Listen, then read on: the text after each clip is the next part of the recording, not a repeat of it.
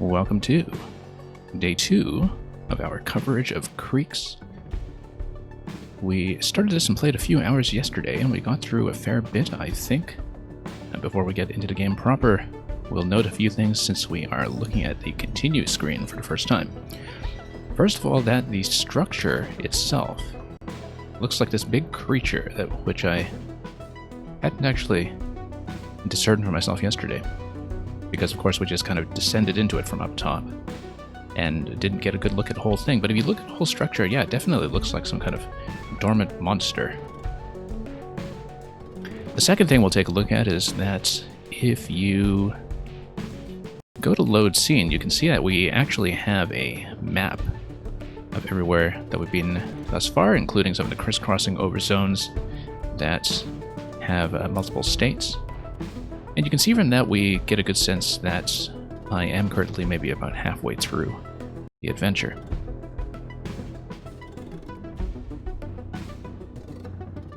We've also revealed this content so far. Like I was saying yesterday, I don't know what the paintings were for, including these little automata that are video games and video game tributes in miniature. Didn't get a good sense of what those were yesterday, but that's because we hadn't exited out to the menu and seen them assembled on the continuation screen. So, without any further ado, let's get back in. Let's continue from where we left off yesterday, where we were entering a zone with a brand new mechanic.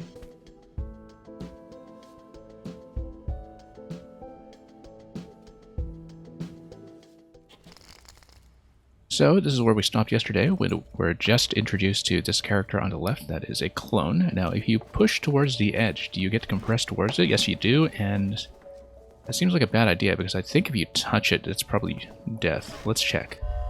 Yes, it is dead. You get mauled by your own clone, which is maybe not great. So let's keep a distance whenever possible. Also notice that I can't just take the stairs when I'm not myself on the stairs. What I can do maybe is make it drop down, or I guess the only thing we can do here, in fact, is either drop down myself or take the stairs before we get too close. And then we can emulate its position and steadily drop down if we can. No way down for me here. But what I can do is come up to the top level once more. And if I can match its position somewhere where I can do the drop interaction, then what I can do alternatively is position myself to its left. If I position myself to its left, then I'm able to go around. So, we're standing a little bit close perhaps, but okay, we'll drop down. That's correct. And we see another clone down there. So the first one is still alive, so possibly we'll need to manipulate both of their positions. But it does mean that we'll be fairly careful about our movements, just so we don't run into any problems with colliding into them. So if I shut this off, I'm able to create a wall. The other thing too is that if I keep facing towards this wall, nothing happens. It can't go any further. Now, if it steps on the switch, what happens? It opens up the door. So what I think I want to do is compress my position like this, move it back over here. You cannot crush it, unfortunately. And I don't think I can really get in any closer to it. No, I can move it slightly closer. That looks very dangerous. That may actually be the solution here. Except I will eventually need to lead it back with me. That's fine, because what I can do is just, once again, push it to the right side until I have a little bit of distance. And then once I get it into this position, I can then move across like this. Okay, you do need to get in rather close to them sometimes. But as long as you don't collide with them, get within their melee range, as it were, you should be fine. Now here we have, once again, the ability to use the Y button to activate and deactivate the light. We see broken lifts on the left and right, but also a green series of switches on the right side that should allow me to operate the lift.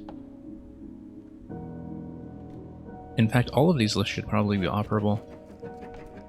There is that door on the left side as well. We'll see what that is about. We just probably need to activate some of the call buttons. And this will allow me to go to its left and reposition myself. Let me just figure out what the objective is going to be first. I think the objective is going to be to freeze it in here. I don't know yet if these guys can actually go into the light. Yeah, as you can see, I do need it to step on this location. That's the objective. So I'll probably need to lower it onto one of the lifts. And to do that, I'll need to drop into the middle position. And yeah, probably lower it to the left side and then walk it over to the right. I think the only way it will go down is if we get it onto the left side lift. And so the only way I can do that is to head around to its right, and the way to do that is to do this. Now I wonder how we'll be able to recover our position here. I can of course drop down through the ladder in the middle if need be. Currently all I can do, I think, is just align myself with it once more, like this. And then that allows me to now stay to its right if I drop down through the right side rather than calling the lift just yet. I can call the lift, actually. If I do that, that would take me back up to the top level, though, and I don't think I want that until I've had a chance to just basically keep it on my right side. So yeah, eventually I want to... It doesn't seem to have any way of going up and down the steps unless I align with it. This is actually worth checking. We need to check this. Wait, 1 second. Let's see if I can do that. Does it hit the switch with me? No, it doesn't. Does it drop down the ladder with me? No, it doesn't. Okay, so now on the top level we have the ability to position myself either to its left or right. If I position myself to its left, I'm able to drop down, and then I'm able to go down further. The way I'd have to do that is to hit this, and since it's not along an edge, I can walk it back to the left like this. So the next thing I need to do now is get to its left, which I know how to do. And, oh, no, let's not do that yet. If I move to its left, by taking the left side lift back up to the top level, then I might be in decent shape. Yeah, in order to position it onto the left side lift, I have to move it to the right side lift first. The only way to do that is to make sure I give myself a little bit of distance like this, and walk it over, except I'll be doing so from the top level. And what I can do is I can walk it all the way over and then call it up with the lift. And then I can lower myself.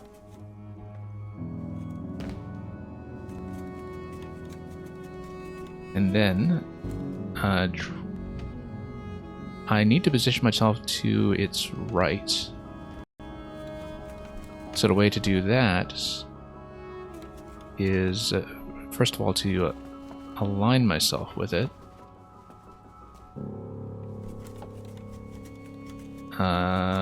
Let's see how this is going to go. We align like this.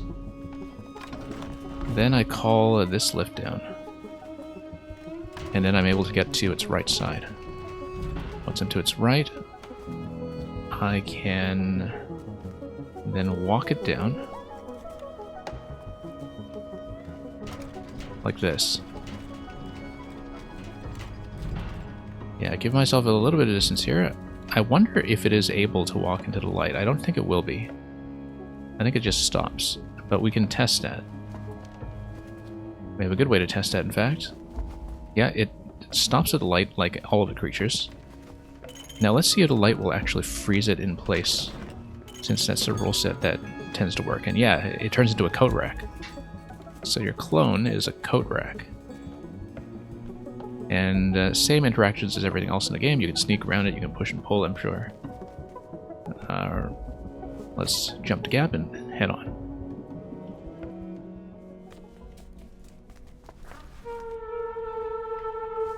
Okay, it looks like we can continue the story from here. This guy seems to be calling out to something.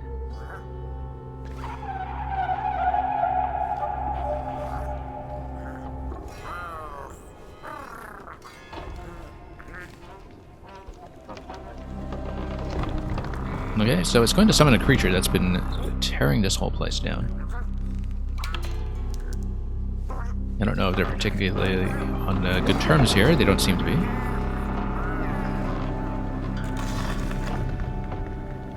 So yeah, summoning that guy, probably not the best idea if you are concerned about the structural integrity of this entire subterranean dwelling.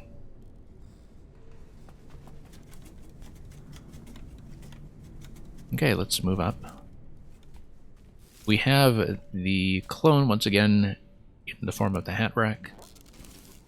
If we turn off the lights, I will be able to move it, but I don't want to move it until I get into a certain position.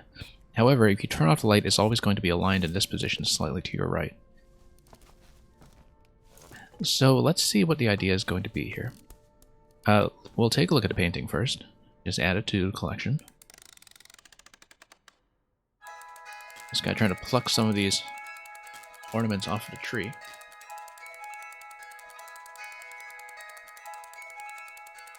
This painting doesn't seem to have any motion to it like the other ones do, or does it?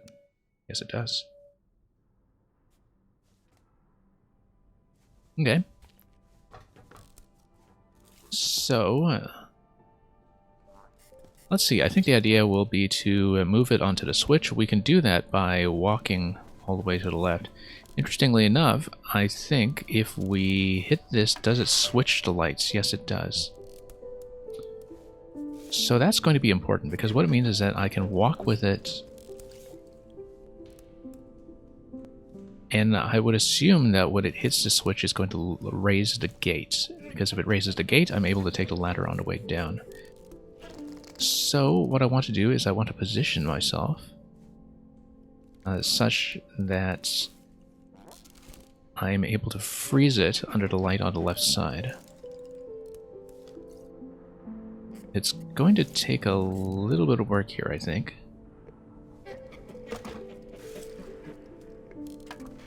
That's okay, we can just manipulate it like this. And then, if I pass through the light, I can stretch out just a little further, and that's how we do it. However, I do need to push it just a little further to the left.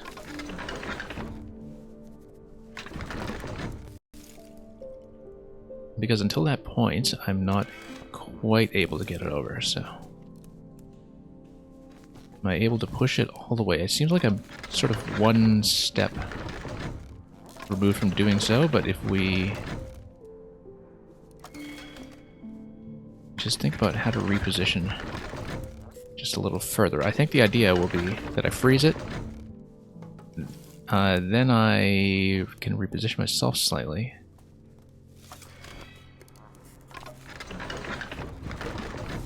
No, that's going to match the position here.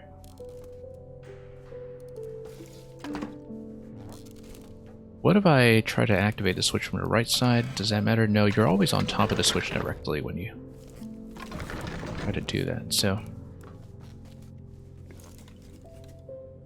What I can do is I can push just a little bit further like this and just get that extra bit of distance. I think that's actually going to be it. If we think about each column as being a square, then yeah, the entire trick here was to just use the downstairs to push ourselves one horizontal tile further.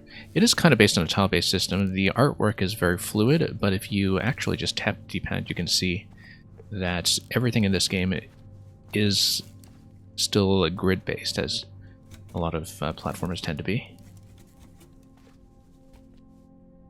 And that's because everything does have a specific tile location when you nudge things gently to the left or right.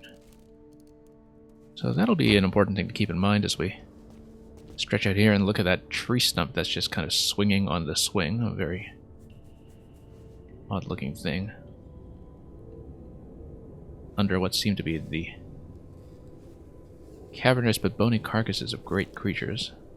The remains of some kind of serpent or something else. Okay, so am I able to drop down here? Yes, I am. It's just going to be down one level. And then we have another interactive by the looks of it. So what's this clockwork interactive going to be this time? I'm able to jump along with it. And it seems like I've lost this. Let's try it again just to see if we can actually beat this minigame. Okay, I want to dodge the guy who's trying to bop me to the left. I don't know if it's that I'm trying to synchronize my dance movements or doing something else. Okay.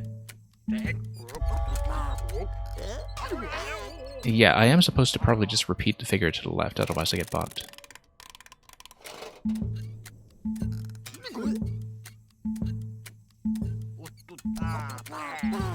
Okay. Yeah, and then it backs off when you do repeat accurately. So you just need to follow the dance moves and be somewhat synchronized.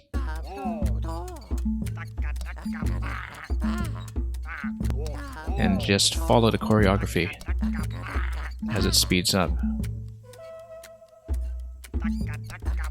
Okay. Nope. Missed. So you do need to be a little more accurate as the tempo picks up.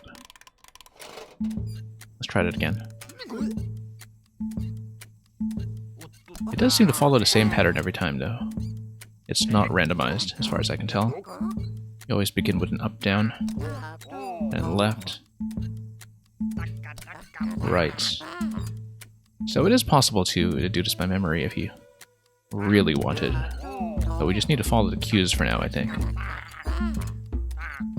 Left is matched with right. And then we'll just follow whatever comes next. It's going to mix things up just slightly. Left is matched with right, up is matched with down, though. I think it does remain that way. No, double up, double down, rather. There is a sort of mild pattern to this, to the repetitions here, so... Okay, so we did make it. Get the trophy at the end, and... yeah, just gonna have this little celebration at the end for passing the minigame. Alright, so let's head on down and see what's next.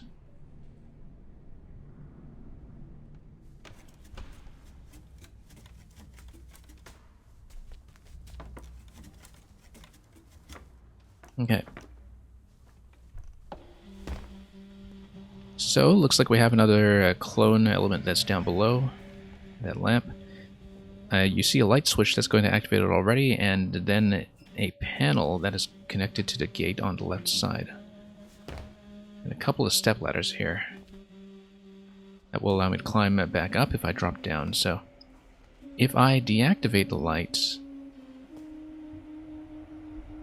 well, I am supposed to freeze it on top of the switch, I think. So, and the idea is, because I can't actually drop down into the bottom right location myself, I need to manipulate its position such that I have a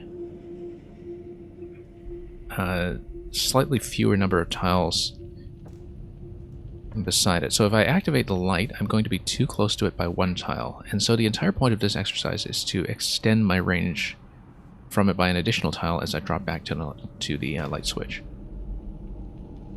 So the distance that we want... Right now I'm 8 tiles apart from it. You can tell by counting the demarcation lines on the ground. If I deactivate it, this is going to be the only position that we can start with. Yeah, right now we are apart from it by 7 tiles. So I want to be apart from this guy by 6 tiles and compress my position somehow. It's just going to be locked in that side. It's not going to be a threat at all, so I just need to find a certain walking pattern that will allow me to reposition it somehow. Going up top isn't going to make any difference whatsoever, unless we just find some way to cycle back. Yeah, it is going to go 2 tiles over when I jump the gap. And then this allows me to compress by 3 tiles, which is too much. I would need to extend by 2 tiles to the left afterwards to get back into position, but it's the only way to go so far. We have to engage with it this way, so we'll... Now I have to think about, yeah, extending my distance from it. The menu, welcome.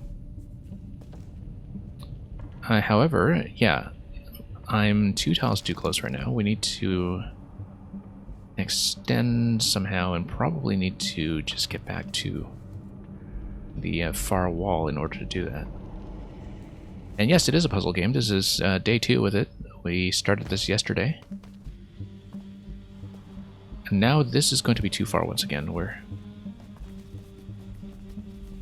overshooting by 1 slot, I think, and back to where we started.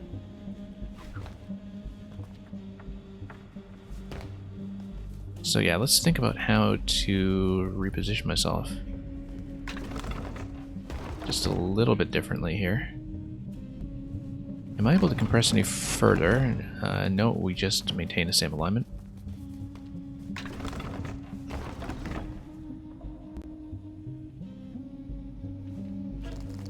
Yeah, right now the issue is that if I walk directly to the left, it's going to extend just a little too far, so... How I can do it like this, though, is instead of going all the way over, I go 2 tiles over like this, and that should be the solution.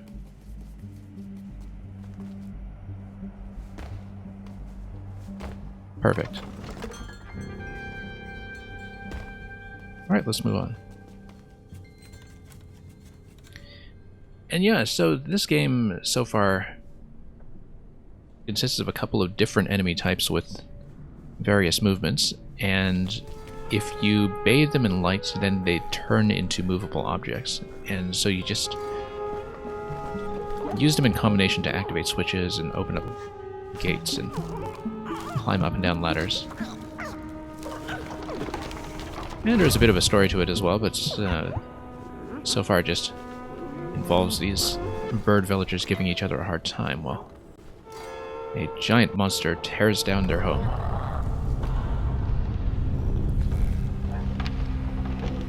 And yeah, he's gonna summon this thing again. Maybe that wasn't the brightest thing he could have done.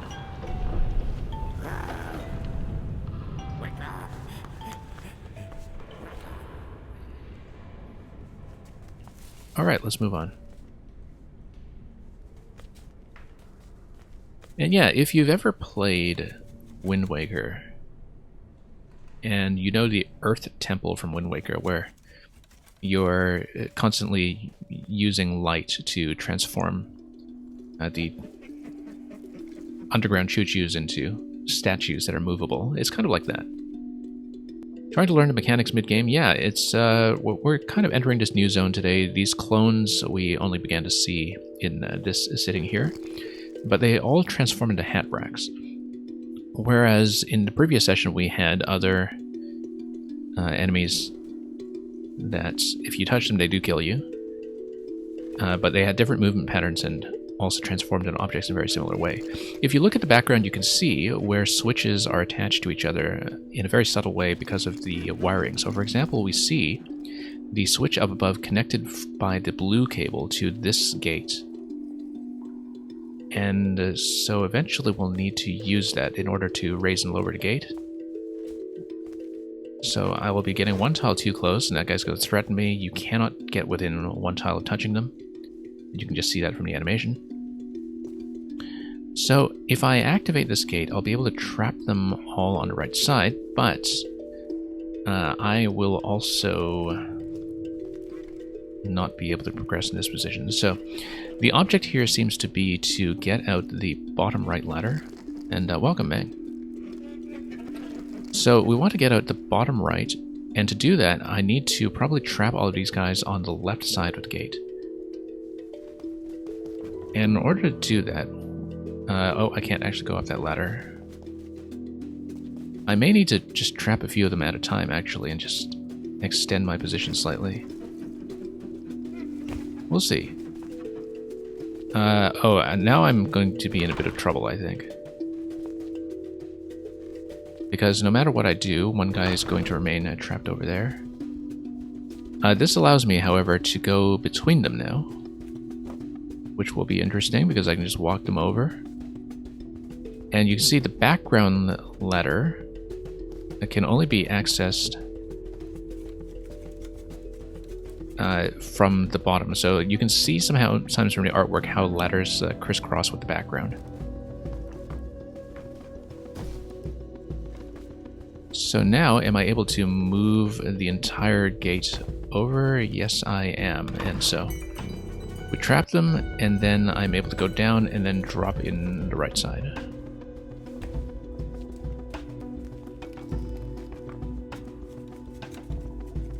But yeah, I didn't realize until after I logged off the stream yesterday just how much of these puzzles reminded me of Wind Waker's Earth Temple. Because I was wondering why some of the light and statue mechanics were so familiar, and that's exactly it. I mean, in a much more developed form here, of course. So here we have another automaton with a minigame.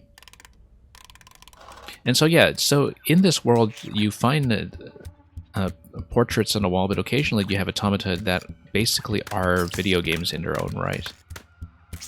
And that guy's going to consume me because I don't know how to operate the duelist on the left. Now, how do I... Oh, there we go. Okay. Yeah, so up and down controls the guy on the left. Left and right controls the one on the right. And you can actually see that from the controls that are in the panel on the left side, that they're color-coded. It's actually kind of hard to see this mentally. Yeah. And then, whoop, wrong way. Let's grab that. Yeah, so there was a Super Mario type game, there were some other ones that we've seen so far, and you can access them out of the game in the collection screen afterwards. Oh, nope, that guy got me. Let's try this again. Now that we understand the controls a little bit better, I feel like I actually do want D-pad for this, otherwise moving the stick is just going to confuse me too much. Also, right goes up on the right side, left goes down. That confuses me sometimes. Of course, that's just marked in the controls. But you do need to be thinking about both of these guys at once, because my temptation is to think about the guy on the right side as sort of in the reverse. It's kind of like he's playing with inverted controls, at least the way I'm thinking about it. So yeah, we'll see. Yeah, I keep going the wrong way with the guy on the right side. And then, here we go. So I should probably think about the guy on the right first. Whoops, no. And, okay. And had to take out a whole bunch of these at once, and that is the trophy. Yeah, I don't know why it was, given right and left, that I kept thinking about the guy on the right side the opposite way. There is some kind of control inversion here that didn't quite make sense to me. I think it's because I was thinking about the right button as going clockwise and the left button as going anti-clockwise, when directionally they're actually opposite here. That right side raises and left side lowers. But if I'm thinking about it as a circle, that's why my habit would be to do things the inverted way. I think that's what was going on, because something mentally felt a little bit scrambled about that.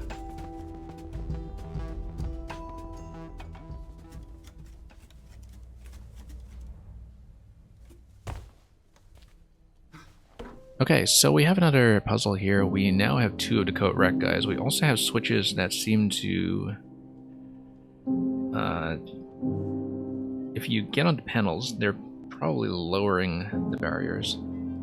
If you stand on top of a barrier, you can potentially get back up to the upper switch, if there is some kind of platform to stand on. I don't think there will be, except that we'll just need to try this, I think. The lift, these allow you to call the lift, this allows you to operate the lift.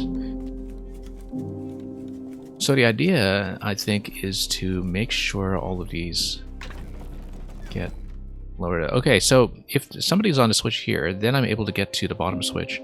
The bottom switch operates the last panel. The panel that's all the way over here. So as you can see, if you compress all 3 switches, then you are able to access the pathway that goes all the way across. But then this light switch operates the lamp, and that allows you to activate the clone. Now the question is, does anything activate this light switch? Do I see a cable connected to it? I don't think I do. Oh, however, there is this switch that is operable here. And that's going to be important because that's going to allow me to move the clones after I position them. Yeah, the sort of manual switch that you can operate with this lamp with a green light on it, that was the thing that was giving me the most trouble with some of the puzzle solutions yesterday. But, yeah, at the moment I think the idea will just be to figure out what's going to operate this lamp. I can't just tug this guy yet because he'll hit me pretty much as soon as I tug him out. But I wonder if maybe both lamps are just connected by a single switch. We'll have to see. Right now, what's the only interaction that I can actually do? Maybe if I push it. No. I don't think I can pull it out, though. If I pull it out, it's going to activate and hit me immediately.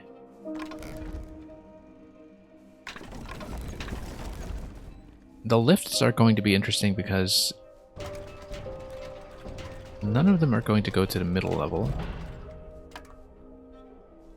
But I'm able to activate it on the bottom. So the question is, am I able to do anything? Move this guy out. This looks like a ladder, but isn't. I think right now the only thing I can interact with is pulling this guy, and so maybe I just do have to try it and just get out before it activates. I think it is going to hit me immediately now. Yeah, it does hit me immediately. And this guy's going to step on me. Oh, low battery. I may need to change controllers at a later point. Do we keep getting that warning? Might need to switch to Joy-Cons, what all the drift that entails. But we'll see if we keep getting the warning. I'll switch over there. I'm actually spending a lot of time with this controller. Doing various things in Mario Maker lately. Just hadn't really thought to recharge it afterwards. So yeah, we can't pull that guy. We need to access this light switch somehow. Let's say we turn off the light. It's currently not doing anything because I'm not able to freeze anything just yet. But if we come down here,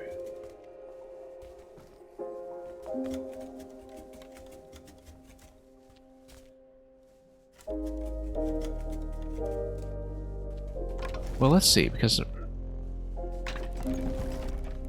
right now I don't know what the first interaction is going to be. If you turn the lights on and off, it's not going to do anything until something actually moves into this location.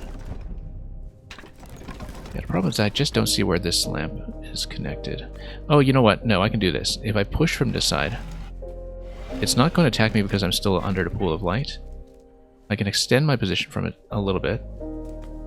And then now I'm able to get around it. However, yeah, we'll need to freeze this. Eventually, we'll need to do some things with the lift system. Anyway, that's going to activate that guy. And my objective with that one is to move him onto the lift. And then space these guys apart such that they're going to be frozen in position for me. I'd actually want to space both of them to my right, eventually. Have them 3 tiles apart under the pool of light, and then move them all forward. And so the first priority is to get that guy all the way up onto the lift. The way to do that would be to lower this gate such that I can extend my position. No, sorry, that's not the gate. Let's get back onto the... actually, no, he's already to my left because I did manage to extend that way. One tile, however, is going to be too close. He is going to hit me.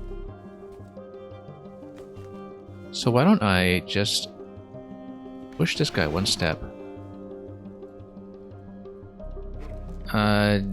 No, we'll need to lower the gate like this first. And then I just want to extend this guy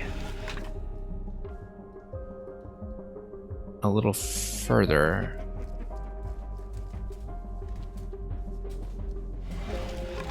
Yeah, let's see if I can just get into position like this. Okay, that's good, that's good. Because then I can get a 2 tile distance away from it.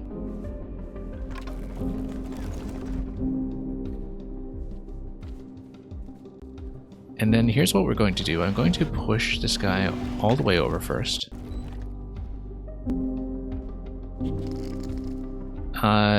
We want them to have a bit of a 3 tile spacing because when I raise the guy in the bottom all the way up, he is going to stop at the pool of light. And if I deactivate the pool of light, then this other one starts moving. So that's the current space that I want. And then I activate this, I should be just barely out of range. And then I move that guy over. So now I turn the light off. Now what happens if I compress all 3 switches? Let's... Oh, these switches are actually only 2 tiles apart. Let's redo this slightly. I think I am supposed to walk around them. It is kind of a concern to me that even if I activate all 3 switches They're not going to remain in place because I will be moving, and I don't have a third object to work with right now. That's fine, actually, because what's going to happen is I'm going to lower myself. I'm going to get to the left side of these guys first. And then I'm going to keep a bit of a distance here, where I can then maneuver them this way. However, if I make a 2-tile jump, yeah, that's going to lower me too far, so...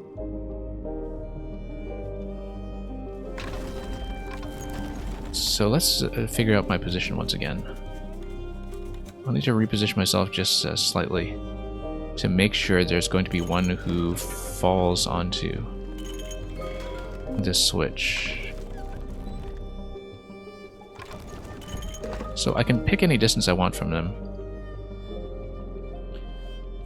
I think I need to be directly aligned with one of them, though. And to be directly aligned with one of them, that means that if I tug them to the left, I need to allow myself to go one step to their right. If that makes any sense. I think I might even need to stand in between them. No, because that's going to be too short a distance. But suppose I do something like this. And then I move myself like that. Now I can get across. And then across like this. And like this.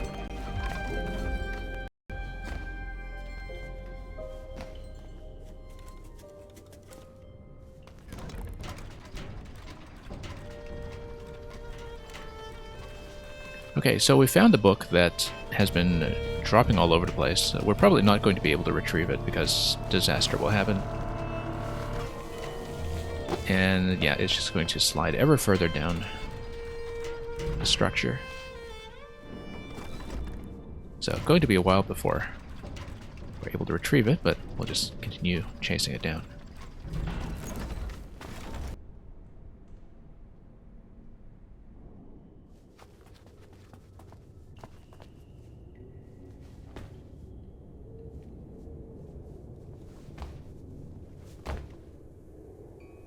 Okay, so we see a couple of different objects now. The globe is going to transform into the jellyfish, which can be difficult to work with just because it has that rotary pattern.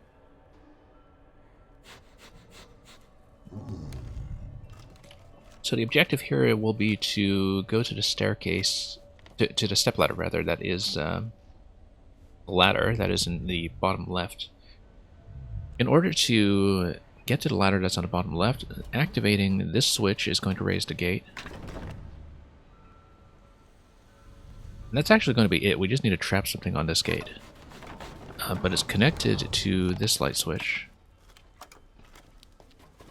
And this is connected to the central structure, which I think is mainly going to be used for, well, first of all, trapping the clone.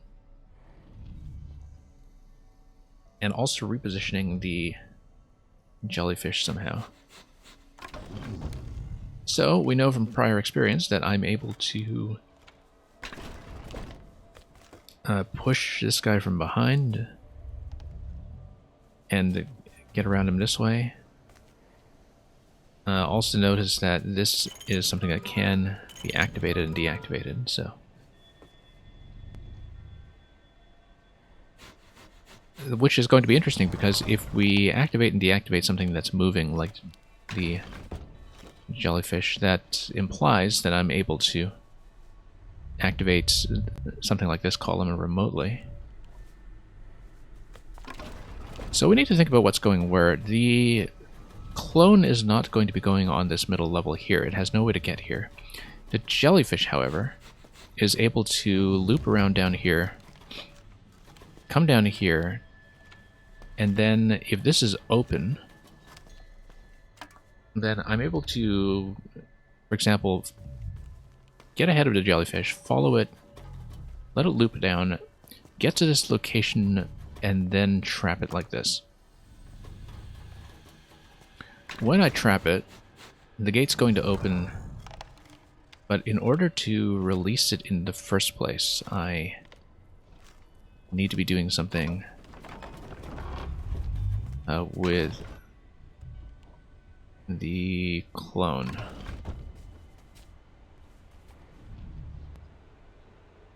So the question right now is, how do I deactivate the lamp with a jellyfish? I think I actually have to get to its left and push it.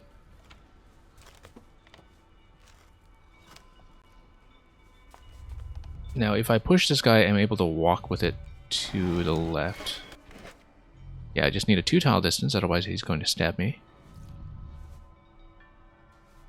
And then I can freeze him in position.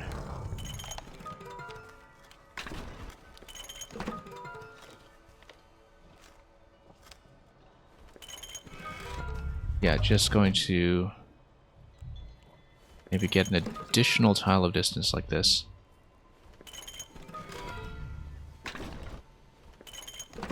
Raise this structure, go across, and then now I can push the jellyfish. If I push the jellyfish, then it's just going to go on its loop. Where, yeah, it's going to run to the end of the platform, turn back, go up, and loop around, and eventually reach that other position. I probably should have deactivated that light first, so I don't have to race it all the way across. So why don't I move the clone off of this location first. We're just going to trap it out of the way, perhaps, until I get the kind of distance I need.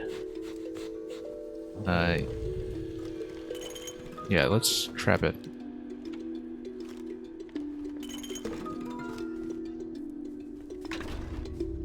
Just going to go around quickly, deactivate this. Because the idea is that I need the jellyfish to rotate it all the way here, but I need to get over there fast enough that I can beat it to that location, get the light switch on, and deactivate it. So the way I'll do it is I'm moving back up here first, trapping. Now we push. Now we need to let this guy... Oh, he's going to go all the way across like that. Okay. Yeah, because I forgot he's just going to cross over. If we lower this, though... Maybe he doesn't go all the way across.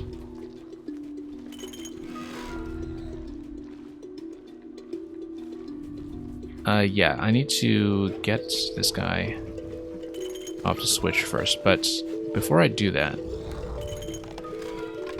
yeah, we'll just lower this gate. I just need a jellyfish to hit the end of this platform and decide not to cross. No, he's not going to decide not to cross. He is going to go up in any case. So the question is, how do I manipulate the jelly pattern? I can manipulate the jelly pattern by raising the clone on top of the middle platform, such that it is going to block it. So I can use the clone as a blocking piece. The only way I'll be able to do that is by maintaining a little bit of extra distance here. That's one tile too much distance. Yeah, let's compress by one tile here. And then I'm going to move it like this. And then that should block the jellyfish and send it back upstairs and reverse its pattern. Yeah, it's going to block, and then it's going to reverse the loop. Once it reverses through the loop, then it's going to go where I want. Okay, it's going to go up immediately, in fact. And then it's going to go down, and then I trap it.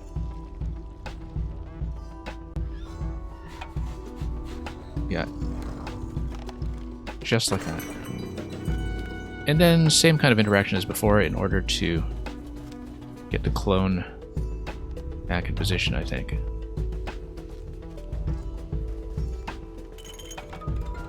I just need to probably compress against it by a few tiles. Oh, whoops.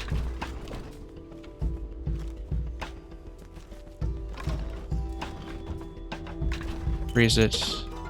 Actually, I don't even need to freeze it on the tile. I need to freeze it one tile away. But that's okay, because what I can do is I can just go around it and then activate it, but to move it over.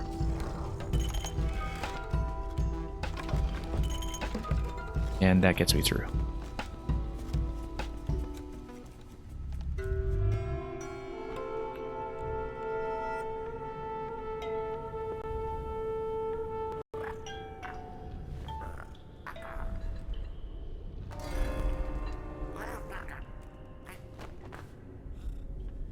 Okay, so this guy's going to set up what looks like a mousetrap, almost. I think he's trying to get the beast that's tearing down the whole structure to reach over here and get clamped. It's a terrible idea. The only thing that's going to work is to retrieve that book, I'm sure. And she's going to activate an event, which is a bad idea because it means the guy's just going to take a swipe and nothing's going to happen. He's just going to break that. Yeah, pretty much exactly as we expected.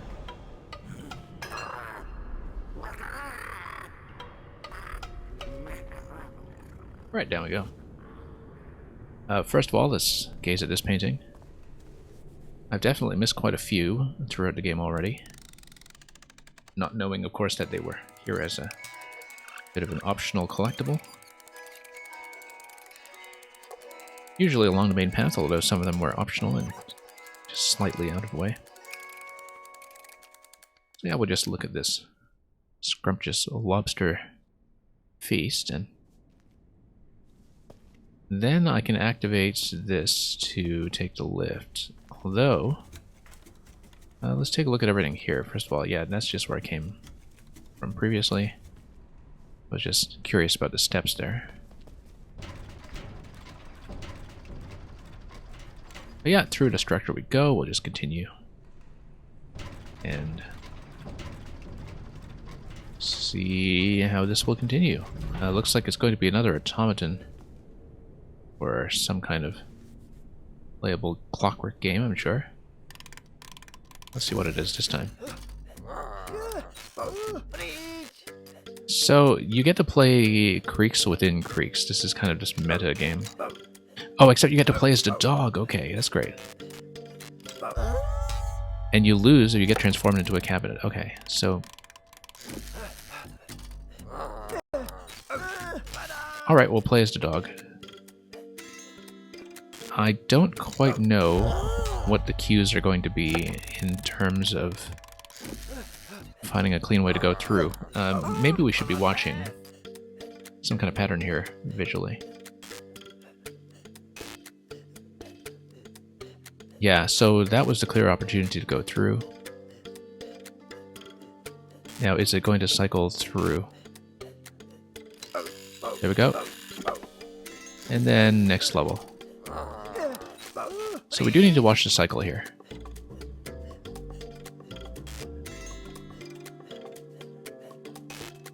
Okay, so you do have a chance to get through like that. And then when you see the multiple blinks, that means the pattern's going to reset. It's going to raise, lower, raise, and then we go through. So yeah, we'll definitely need to watch the pattern at least once through before we see how to do it.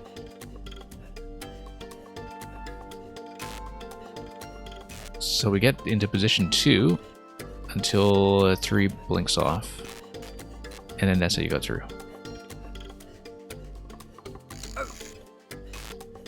So 3's going to blink. And then we go.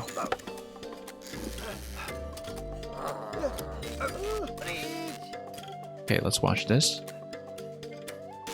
Position 2. Position 3. Okay.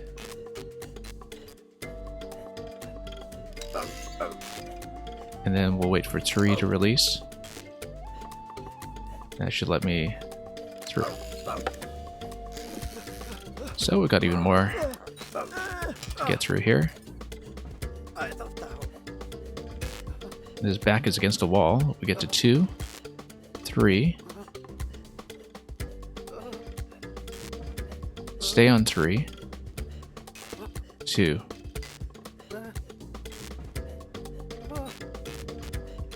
Let's watch this one more time.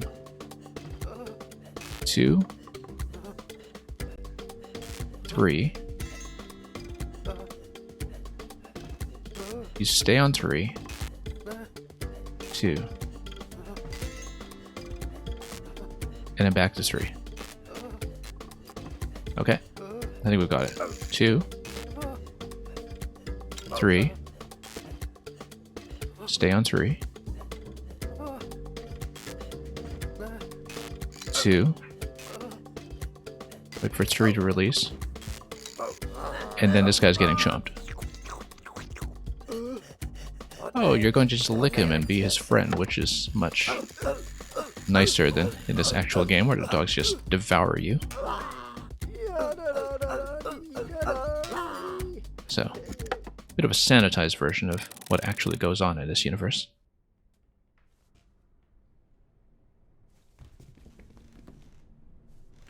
Can I jump across and look at this? I can't really interact with it.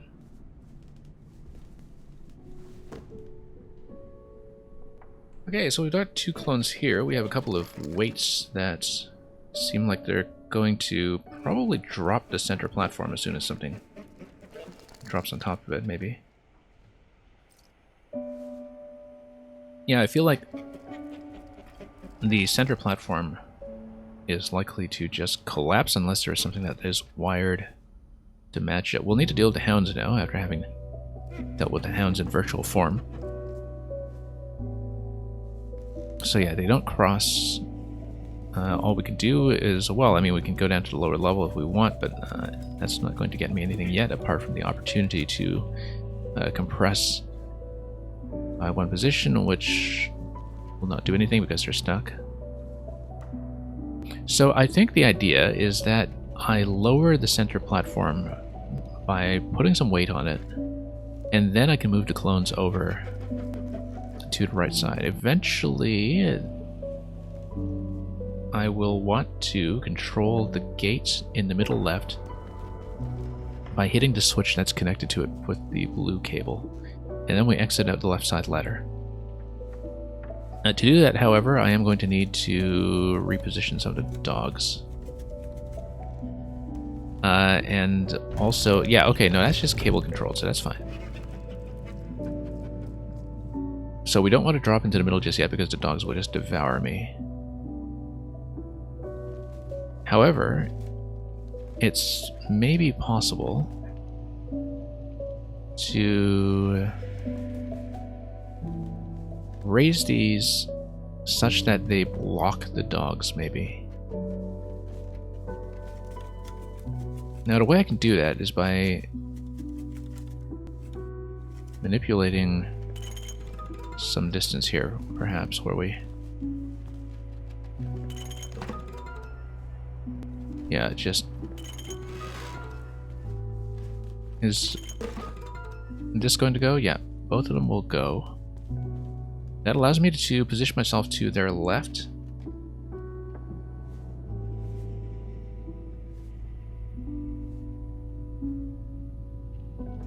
But then I don't know how the dogs are going to interact with them yet, like whether they just collide. And I think the idea is that I will be getting the dogs somehow onto the center platform and then trapping them.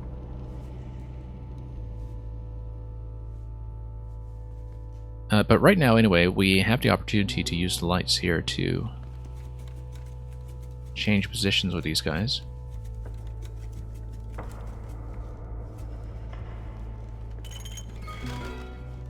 Yeah, so for example, I can manipulate... well, let's see here.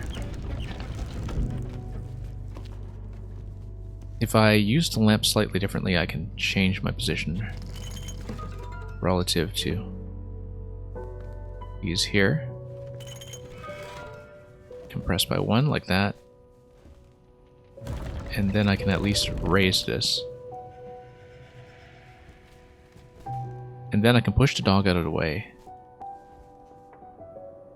The problem is that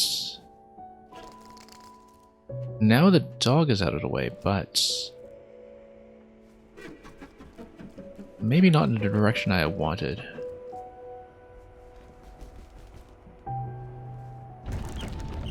Yeah, because he's just going to be restored back to that initial position. And I wasn't able also to push the dog any further. However, if I have a 2-tile spacing against this guy here,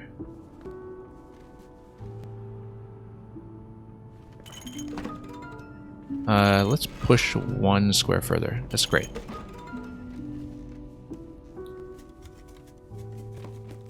Now the problem is the dog on the left side. I'm able to now have the distance to push that dog as far as I want. Problem is I may be within activation range with the left side dog, which is an issue because then I'm not able to get back down.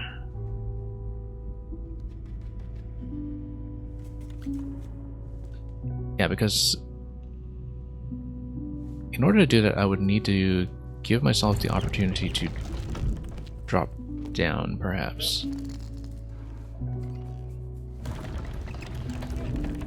Left side dog is still just a problem in general right now because I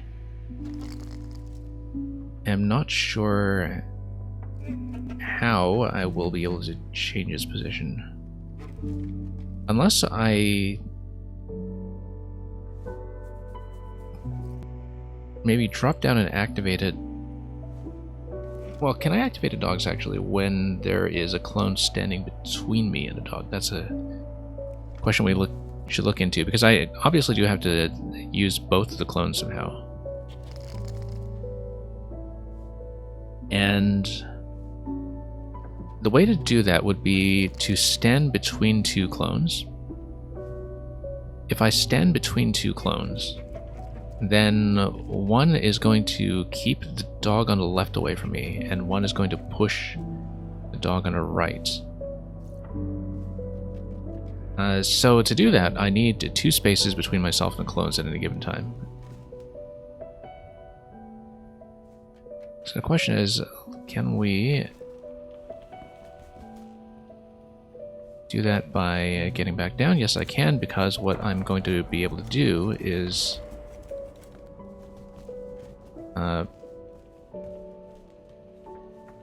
well, now I'm in a bit of a trickier situation because I'm not between them anymore. I probably just need to get the clone back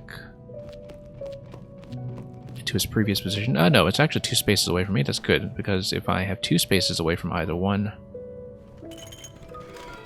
then I just need to make sure they're raised to the middle position.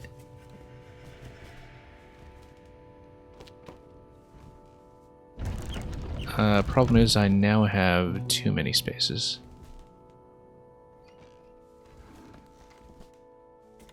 That's fine, I just need to compress it by 1. Yeah, move forward by 1 space. And then I move them to the center platform and raise them together. This should be the correct distance. Then I drop in. And then the dogs will not have line of sight to me. Since they don't have line of sight, I'm able to just hit the switch and then push the guy on the left far enough that I can go down the steps.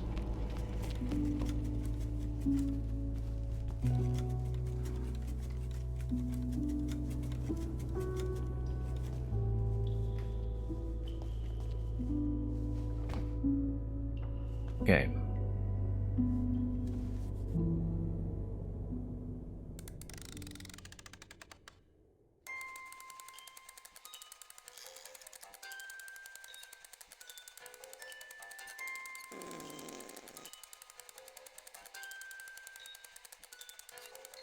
Well, they're going hunting.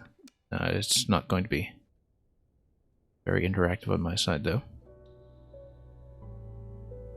I think I am going to, just to avoid the incessant controller battery warnings, take a moment to switch over. I'll switch to the Joy-Cons. They may have some issues with drift, but since this is very playable just with the directional buttons, hopefully that's not going to be an issue. Not a very mechanically focused game anyway, so just one moment. We'll just pull up some alternate controllers and I'll be right back.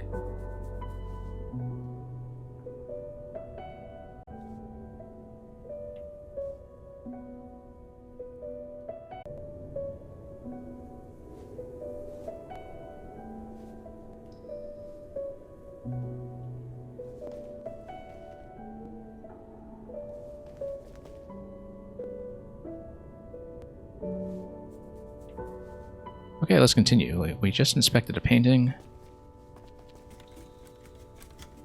Let's head on down.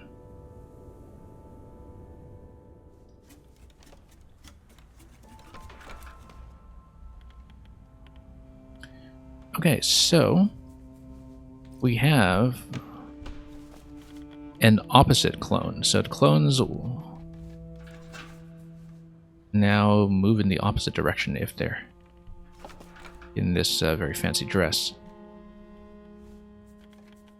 Looks like the Hound is going to activate the switch. The upper panel is connected to something on the right side. I don't actually see what that's cabled to yet. Also notice that there is another valve here, which indicates that it is a switch with a timed activation. That's something we learned the hard way from a puzzle that took way too long yesterday. Okay, so that's going to trap that. So the idea is that I can get the Hound to trap in that location. Now, can I get in close enough to do that? Yeah, so as you can see, it is going to be a switch with a timed release because of the valve. Which implies to me that I can probably get around the Hound somehow, where, yeah, if I let this release, I activate the Hound, and then I activate this. Let's see if I can get the Hound to revert to its prior position first, and then if I release, however, the Hound is going to transform again. So if I want to get over to the right side of the Hound, I have to be extremely quick about it because of the release on a switch, and as you can see, that's going to be too slow. So I won't have time to do that, just given the release timing. Can't step far enough to try it that way. However, I think we have a decent idea going here in terms of being able to trap the Hound pretty much indefinitely. I will eventually want to go over to the right side, and the way I'll do it is by swapping myself over to the right. Yeah, the Hound does always try to home back in on its little welcome mat.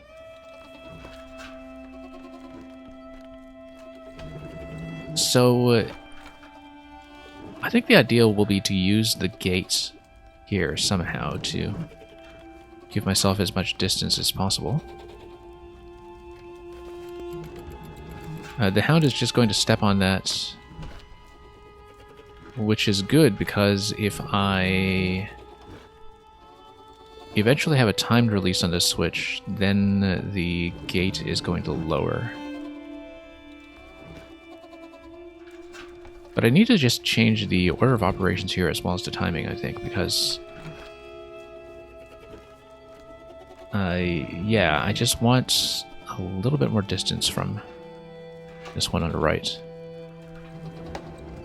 And the way to do that will be to walk it back over when the switch is not pressed. So for example, let's release this. The hound is going to start walking back to its rug. You freeze it. And then the idea will be to get within activation range of the hound.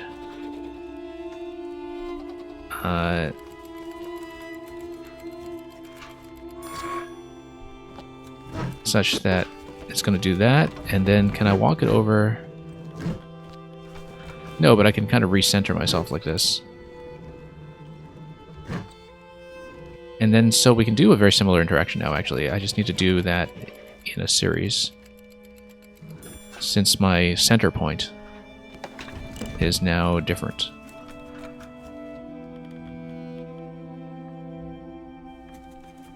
I think we need to do something quite similar to that.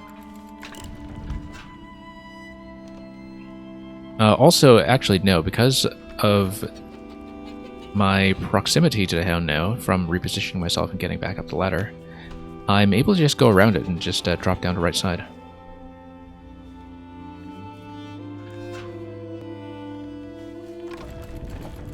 So, for example, I drop down here, and then I can get all the way across. So, no need to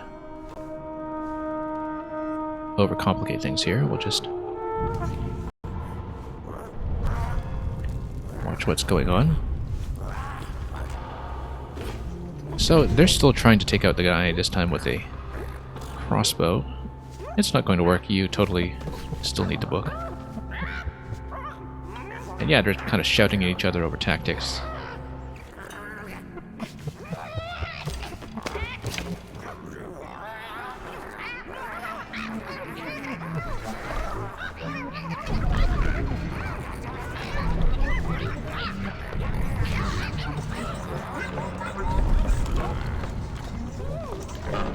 Anyway, while they're having their argument, this guy is totally going to get swiped. We're handyman. He's not dead yet, but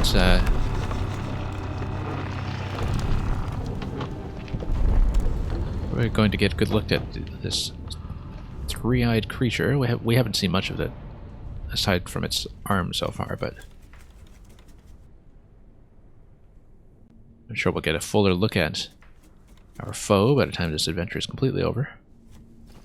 Here's the book once again. If I move towards the clone, it's going to totally kick this over. Just watch.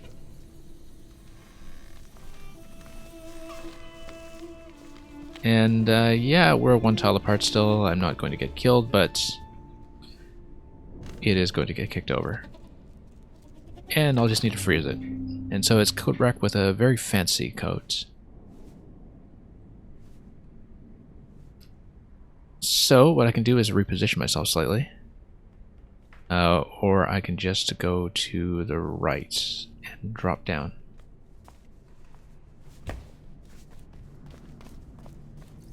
And it's going to keep kicking the book. We're getting closer and closer, though. Given that the approach is now just part of these interstitials that we see mid-puzzle. Totally invading that bathroom that we see to the left side. I guess the whole thing is a very luxurious bathroom that's been cracked open. Anyway, this looks like another controllable minigame. Possibly. Yeah, we'll just activate this clockwork box. And And is it going to be another meta puzzle? It might be. I don't see anything controllable just yet, though. So let's just watch this scene as we chase everything down a stump. Okay, now do we get to control anything? Totally is a cat gang, yeah. So I get to enter any of these doors with the A button. It is a bit of a maze, as you can see.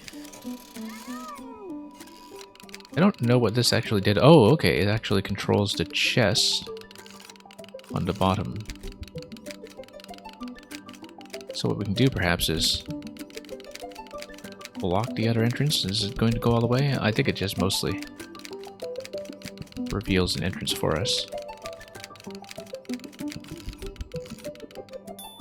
Yeah, that's going to go all the way across. That's fine. Maybe.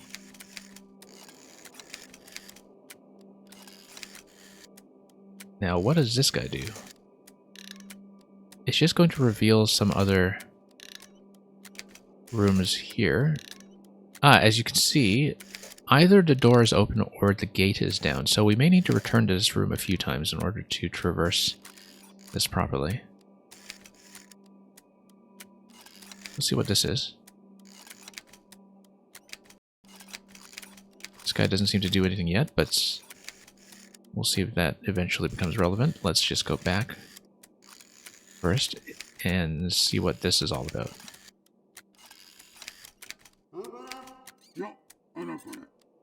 Okay, so is this fully reversible? Yes, he just needs to unblock the door, and we'll know how to get around him eventually.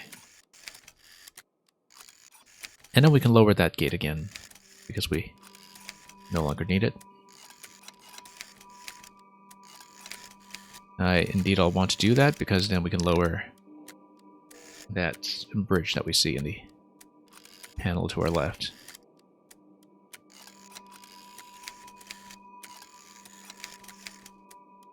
Okay, just want to see what's going on over here. That looks like it's going to kill you. That looks like it's just the bottom of this zone. Can't really go through the side here. Yeah, let's not run into the dog. If it runs into me, I feel like it's going to be the end, like it always is. Oh, okay. I made a mistake by moving this all the way over then. Let's maybe back up and redo that from scratch. It did give me a success chime when I moved it all the way over, though, so I wonder what that was all about.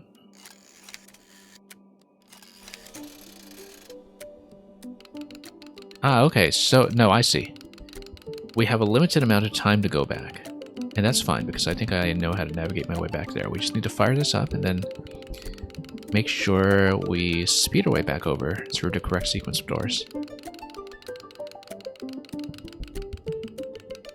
So let's just watch this first and see if we can do any better. So yeah,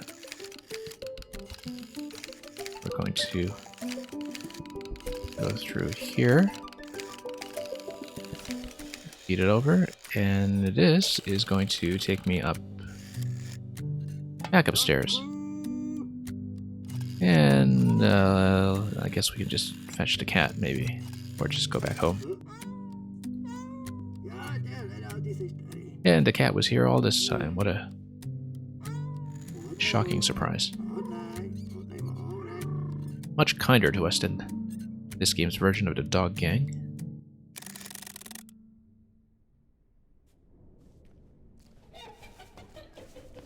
Okay, let's continue heading down.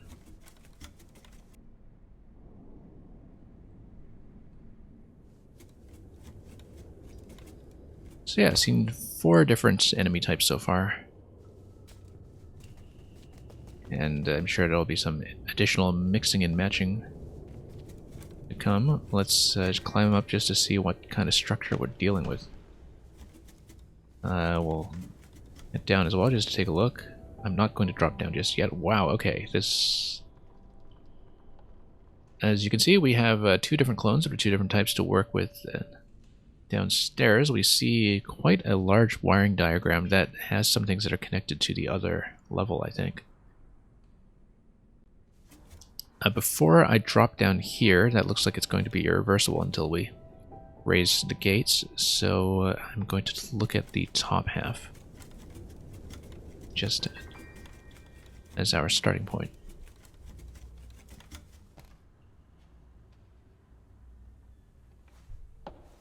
So we see a lift that's connected to top and bottom. If we go to the bottom level, I'm able to drop back down here. Let's figure out what the objective is going to be. It looks like if we hit this switch, this trap between both gates, that is going to raise this gate and probably be connected to... yeah, if we drop on top of the switch up here, that is connected to this. Is probably going to create some kind of gondola, perhaps. So we need to eventually hit this switch that's tucked into the middle in order to raise the gate. We also need to press this button that's above me right now in order to probably move a cable car.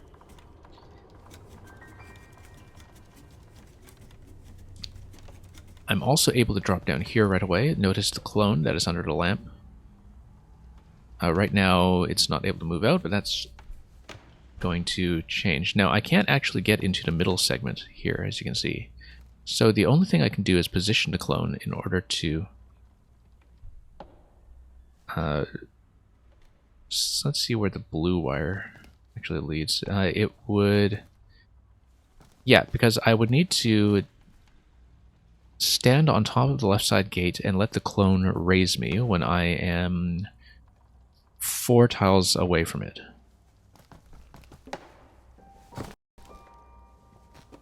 So, in order to be 4 tiles away from it, I need to manipulate its position using this gate. Yeah, as you can see, that opens up the pool of light slightly. That's going to be important to know, because if I flick this off, I'm able to probably reposition myself slightly. I need to extend my position relative to it.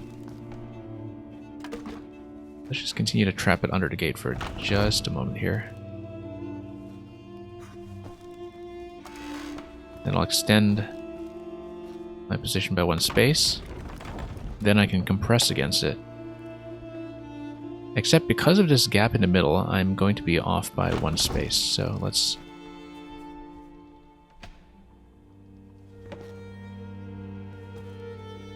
Yeah, because right now I have 1 space too many. I do need to be 3 tiles away from it, and the middle gap is set up precisely to cause some problems. So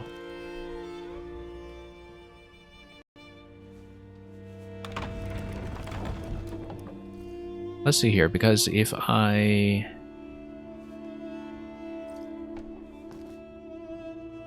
extend myself, yeah, so we're 2 spaces too far from it here. What I want to do is jump, move it, trap it, and probably use the gate in conjunction with the light switch in order to freeze it in position. Yeah, because what I want to do is I want to turn on the light, and then I want to use the gate in order to shut off the light. And so I want it in this position here.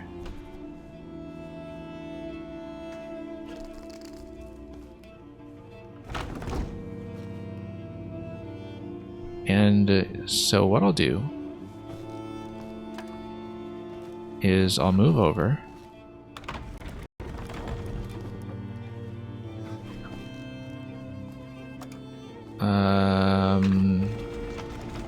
Not quite. can reposition myself this way. Get that 3 tiles of distance that I want, and then move on top like this.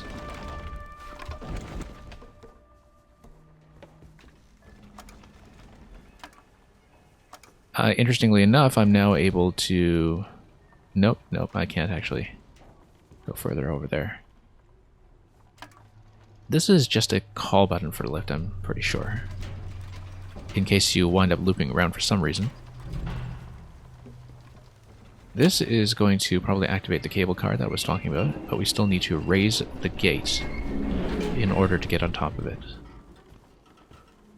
So that's going to be the next part of the puzzle now, is that we'll need to raise the gates down below in order to have access to the switch. I don't see how to do that just yet, but that's because we will almost certainly need to go to the lower level for that. So both gates seem to be connected to the green switches. Let's drop. Also, there is going to be that Y button control that allows me to swap between lights.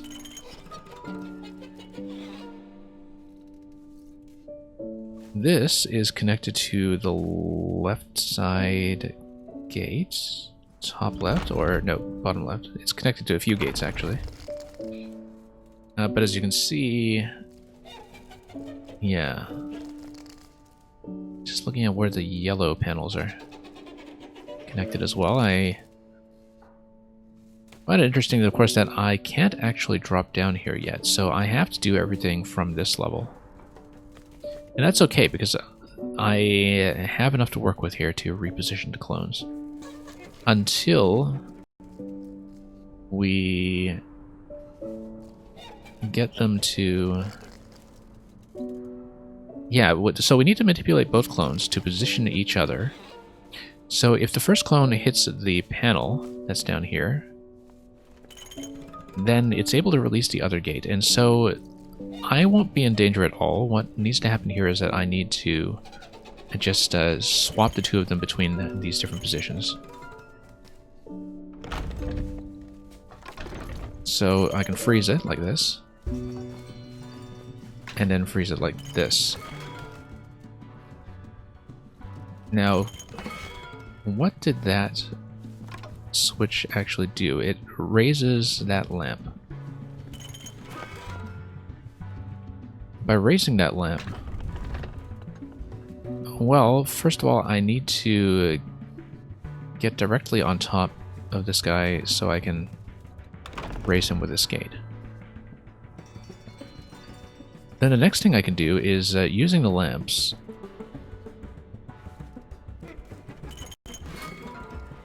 I can then reposition myself. Because if I get the left side clone over to the next panel, that's going to deactivate the small lamp down below. And if I deactivate the small lamp down below, then I will be able to reposition the one that goes in the opposite direction from me. So one thing we can do here, of course, is so we can also switch these guys back and forth. But no, I think it's very clear that the idea here will be to move like this. And yeah, as expected,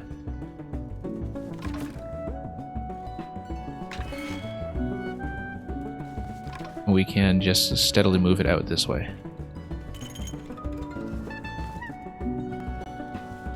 And then that's going to lower that gate, which isn't going to do much for me here. What I want to do eventually is do this to reposition all the way. And that's going to eventually get one clone up to the topmost level. The problem right now is that I do need to activate the left side gates. And do I have a way to do that anymore?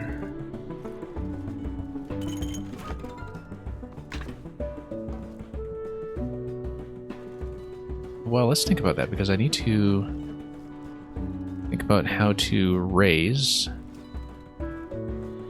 this one here on the left.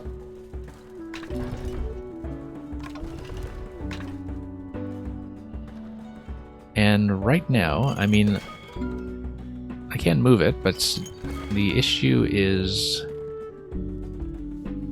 getting it into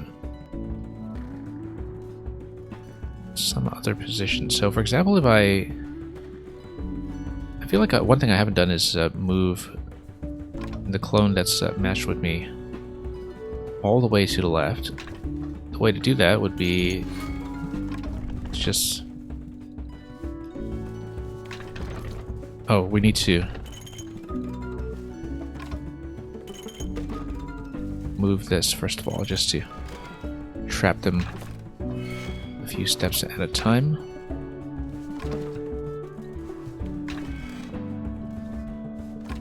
And yeah, we'll just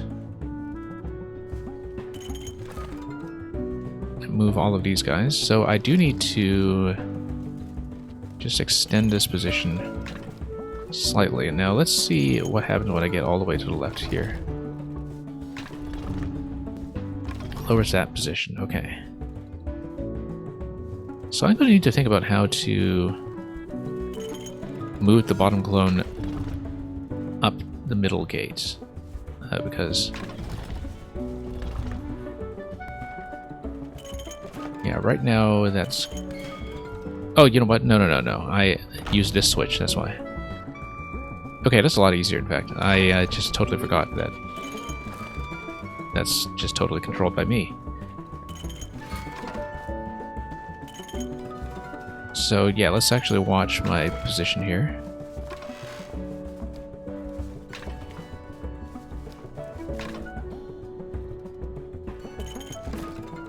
We can freeze both. That's not a good idea, though. Let's...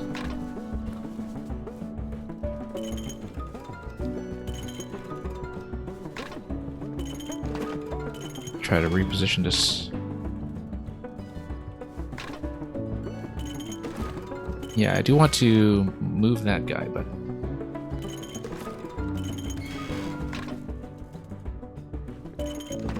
just get back to the position I was in previously.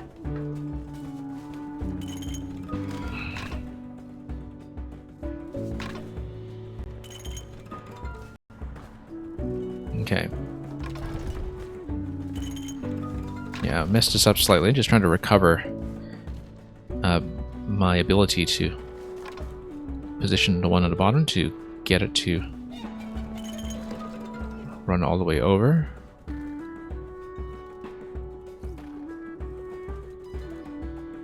Yeah, we need to give this a little bit more distance first.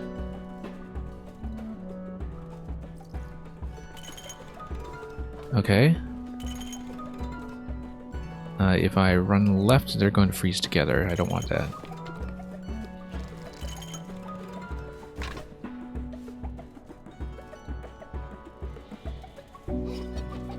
Yeah, I'm slightly out of position with this. I need to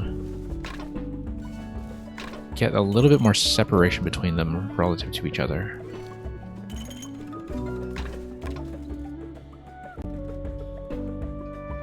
Except that's going to trap it once again on the wrong side.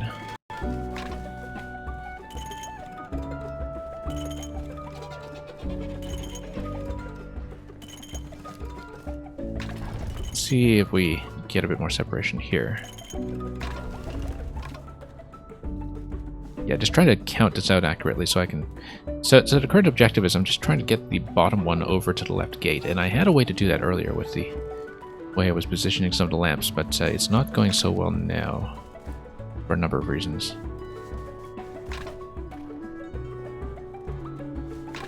Yeah. I need to have this kind of spacing. I need to make sure there are two apart so I can freeze the guy in the middle section with the lamp, while this one is two positions to its left. And so I'm just not counting that accurately right now. I just need to I'll probably move on like this. Yeah, it's not quite right. What I can do is just maybe freeze one.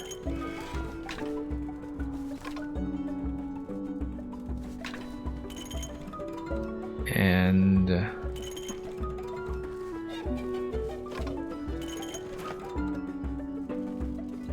yeah, and then I just move like, whoops.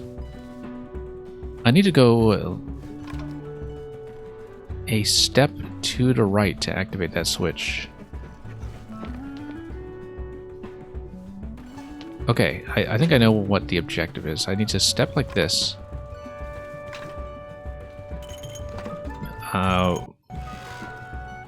Let's position myself a little bit better first.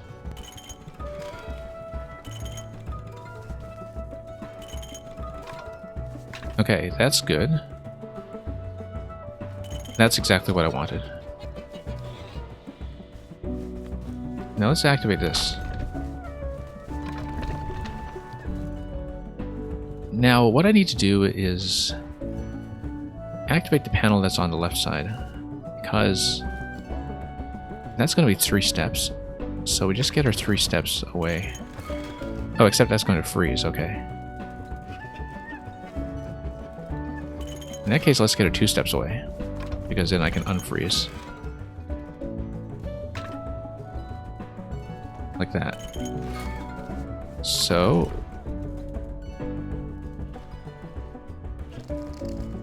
yeah, I need to get on top of the left side switch with her in this position. Just need to recount this, I think. Because in order to do that, I need to totally reorient how I'm centered against the bottom clone. I can totally trap her like this. That, in fact, works.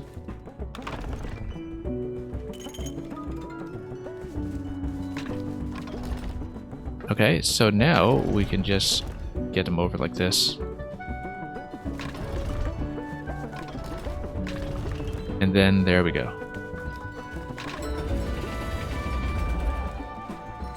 Came together very quickly, actually, once we just figured out how to get them both in the second layer from the bottom.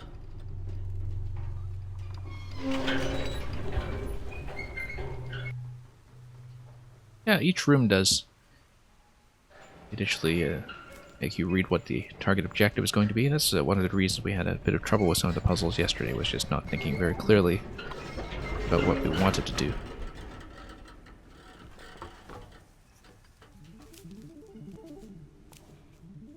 Okay. That's a new kind of creature. It's having a bad day, but it's going to get stuck on the grass. And it's just going to stay on the grass. I don't know... Oh, it runs away from me. Okay. Does it activate? I think it always runs away from me. It's like the opposite of the hound, but it reverts to that position, kind of like how the hound reverts towards the mat where it's always lying around.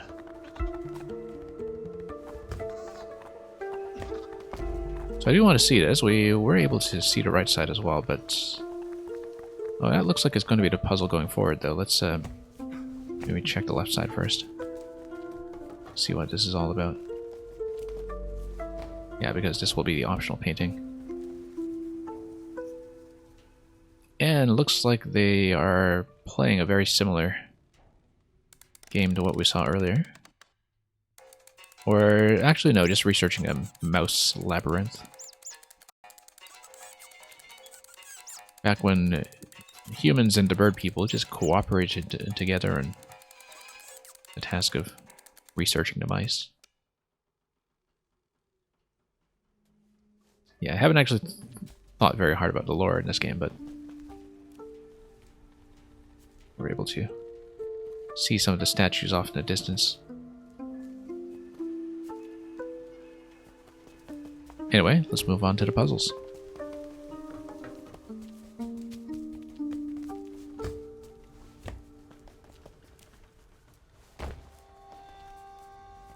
Okay, so I don't really know how to use the goat just yet. We have a light that's able to shine on top of it. If it's trapped on top of that, then notice how the light does lower the grass. So I need to get it on top of that top layer. The goat seems to be able to jump some pretty great distances though, so... if it's back in the corner, I think I'm probably not allowed to touch it. But as you can see, when it reverts to a certain position, it jumps around. And I probably don't want to drop on top of it. Everything is hostile to me in this game, so I don't want to just run into it. However, let's think about whether there's going to be some kind of switching system that I can be using here. Yeah, ideally, it runs away from me though, so I wonder if it just backs against a wall. Like that. Yeah, it prepares to hit you if you are within 2 tiles, kind of like the clones. But if you're just within 1 tile, you're okay. So he's going to revert back into that position, and in fact, I should be able to push it just fine. Yeah, I can push it. And then what I want to do is probably... well, I can now go up to the top level and get some of the switches there. Oh, that's interesting. It jumps up and climbs up the walls. That's definitely new. Let's see what this transforms into then. I will need to push it in order to do anything here, but... yeah, he's jumping up all the walls, not just the ones that are controllable. So if I push it from the left side, he's going to go down and back down towards the steps. But then I can approach it from the left side and really make a jump, perhaps. Actually, the thing I wanted to do probably was trap it by raising the wall before I did anything like that. So let's just see. We're still just establishing the rule set here for how these guys actually work. Now that it's at the grass over there, though, I feel like it's going to be 1 tile too close.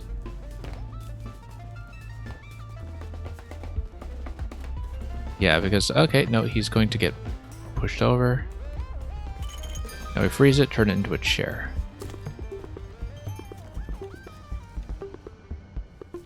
So now that we've turned it into a chair, I can basically reposition it however I want.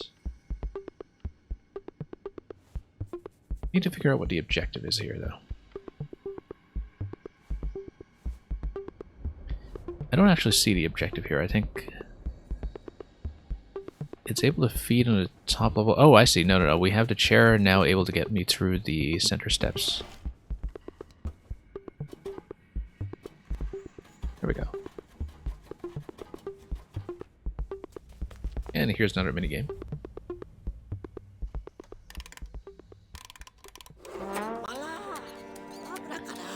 Okay, so we're going to have some magic tricks here. I'm able to levitate her. And levitate her very carefully, using the press of a couple buttons to get through the ring.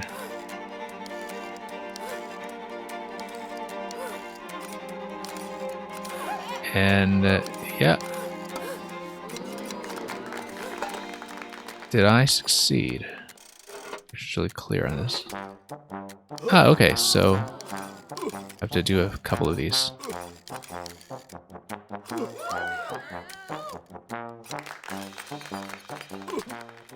Okay, safe landing. This is going to be maybe a little bit trickier.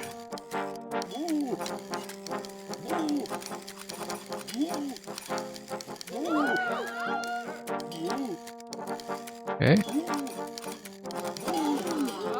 Just need to weave my way in, and...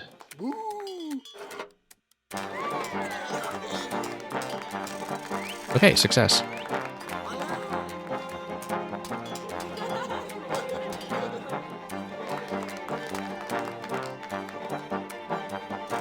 And we're all just going to leave together.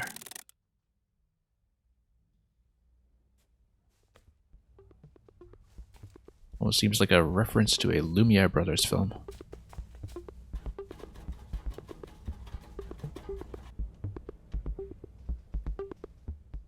Kind of strikes me that way anyway.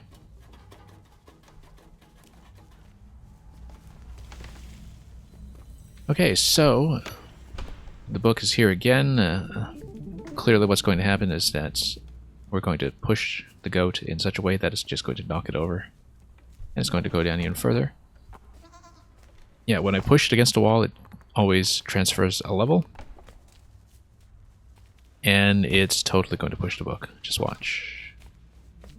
I'm going to approach it very carefully. To no avail, it's just going to go further down. So, failure. And I'm just going to glare at the goat, because that's apparently what goats are for. Look at this central shaft here. That looks like it's going to be important eventually to some puzzle. Also notice this mat that totally looks like a trap of some sort. Okay, so this guy is going to power something. He's going to power the lights, but only if he's in his chasing animation. If I get out of chasing range, does he calm down? Yes, he does. So let me figure out my tile range for these guys. Yeah. Just need to get within his detection range. And if he doesn't see me, then that finishes.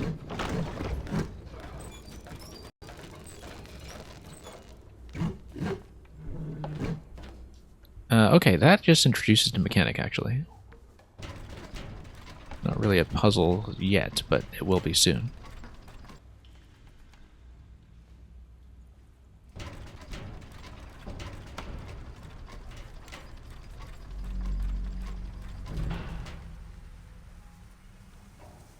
This also looks like new material.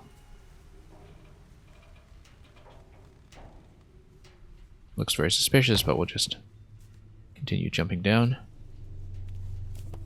And yeah, it looks like it's going to be a goat puzzle once again. I am able to jump across these 2 tile gaps. Oh, it's kind of like we're in a natural history museum, in fact. Very lovely. You can see the dinosaurs in a case on the left. You can see all kinds of fossils just embedded here. Okay, so in terms of the switching mechanism, we will obviously need to manipulate the doors somehow.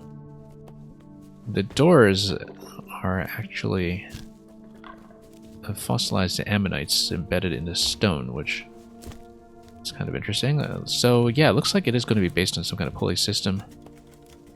I'm sure that... So the objective will be to get the goat up to the top left, we freeze it with a lamp, we turn it into a chair, and then we can go up the steps. Up there. So if we manipulate this, I'm able to push the goats up the walls as needed. So for example, I can't approach it over here, but now I'm able to cross the center section. If I cross the center section, then I'm able to push the goat from the right to left. Now why would I want to do that? Because it's going to jump around a wall when backed in the corner, maybe. Let's check that to see what the behavior is going to be. Yeah, it's going to be backed into a corner. He's going to threaten me because he has no place to go. But then it allows me to get over to the left here and push him upstairs. Now I'm able to push the goat further, I think.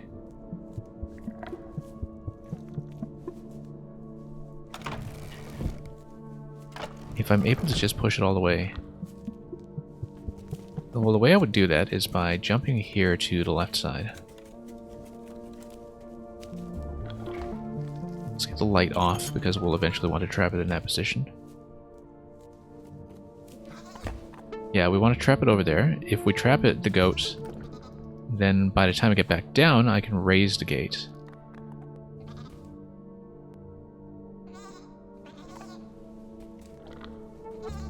So yeah, it's going to stay threatened for a certain number of tiles, and then I would need to raise it like that. I think I was just slow. I think that is probably still the correct interaction. But it can be hard to tell sometimes. Actually, the other thing we can do is deflect the goat from the left side and have it just jump up this wall here. I actually sort of wonder if that's going to work, since I might not be able to precisely place it on top of this wall. Ah, no, he's actually just going to fall down that way. Okay, that's fine. That's what everything on the right side is for.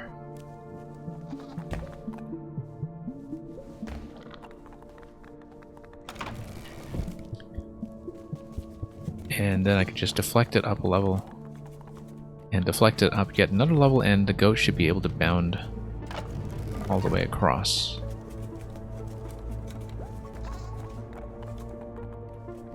Yep. And then we trap it. Pretty simple.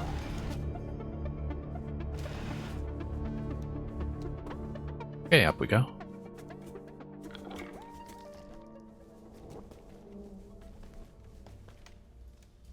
Alright, so this switch does what? Opens up a painting. Yeah, just need to be attentive to the artwork sometimes to look at some of these.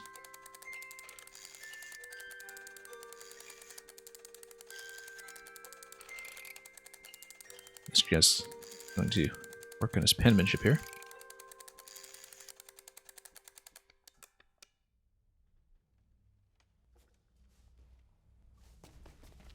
Okay, so we're able to peek through here. We'll do that first. We still need to chase the book down, but we'll see what kind of alternate tactics these fellow adventurers have been getting up to.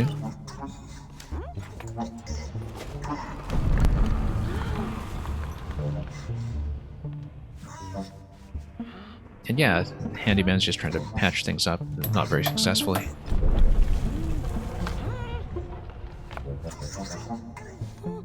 I do love how they speak in musical instruments. In general, I've just been incredibly impressed with the music all over this game. Just really excellent audio design all around, both for the various puzzle chimes, progress indicators, as well as the cutscenes like that, where the instruments just stand in for dialogue.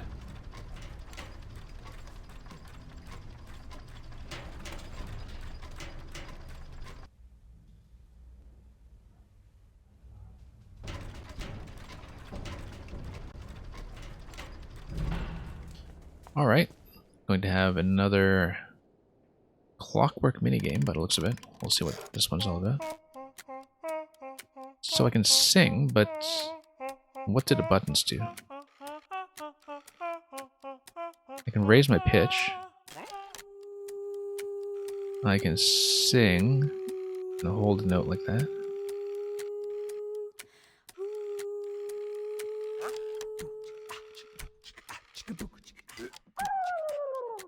Okay. Oh, I can change different instruments, that's what it is, I think. And so I can beatbox, I can basically pique the interest of different members of the audience.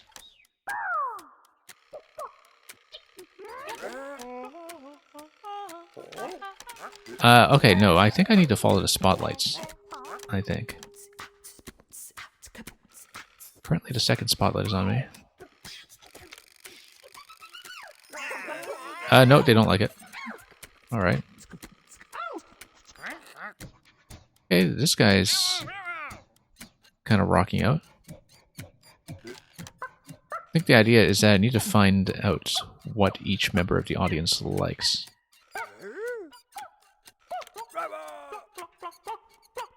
Yeah, so they're both jamming out now. Now we need to figure out what this guy likes. Nope. And if the audience starts to react like that, then they start complaining.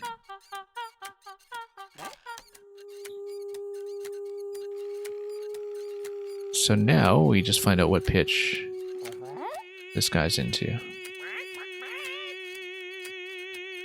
And yeah, there's the trophy. Now everybody's rocking out.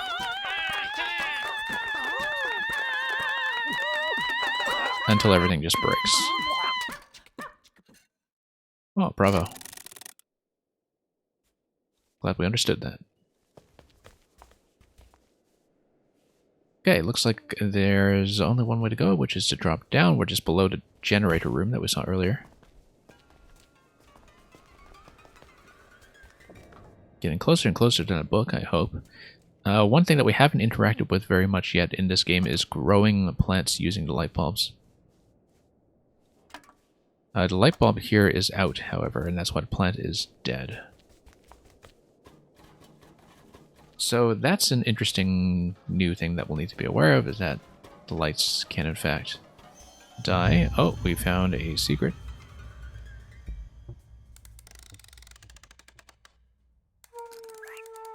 Okay, looks like this guy is just researching snails here. He's actually researching their sounds. If you look at this, all the earpieces here are just ways of listening to the shells, listening to everything speak.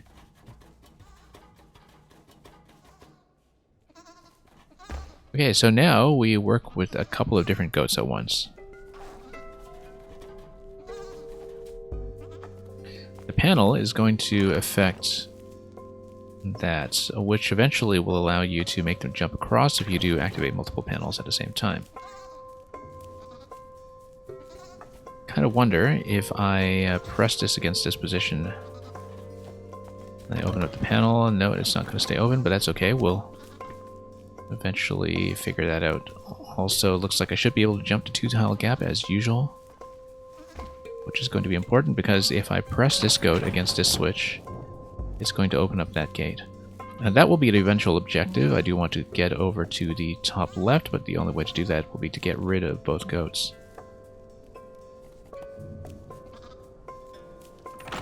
However, if I untrap this goat, it's going to head over to the grass, and I'm able to move it over to the right side position and eventually have it kick its way up the wall. Yeah, so what I want to do here is I want to probably come down here, lower this wall, and kick it up the wall by cornering it, letting it revert to the grass, and following it from the right side. Okay, good. So we probably just need to get all 3 goats onto... we don't need them on all 3 switches at once, but we definitely need one to be sitting here. And I definitely, yeah, do need all 3 gates to be open, so yes, we will need to move them all into position at once.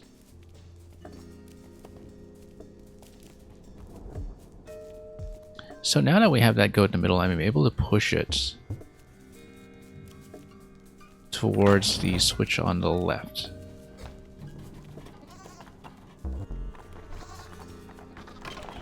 As I pushed it to that location, I'm able to raise the gate and stop it. Now, is it just going to wander back and forth? No, but what I can do is...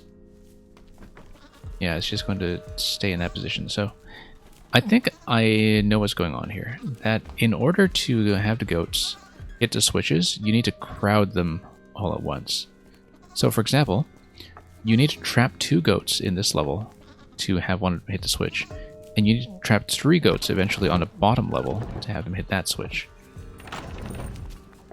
So the way we'll do that is by frightening that second goat down to the lowest level. I think that's actually going to be the case. So let's once again move this guy.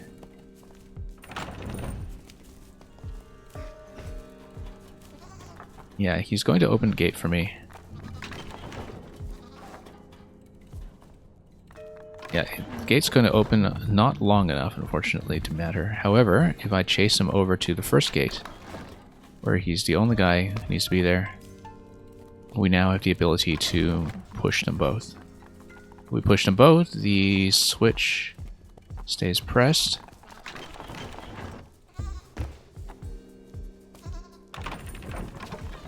And then I can move the third goat. And eventually we just revert them all to the center position in order to chase them all down at once. So we revert the ball. We raise this gate once again. We drop all 3 of them down. And that will hit the switch that I want. All 3 of them do need to go down though. And we just herd them together. Yeah, very neat movement set from these guys. That's going to get me through the door.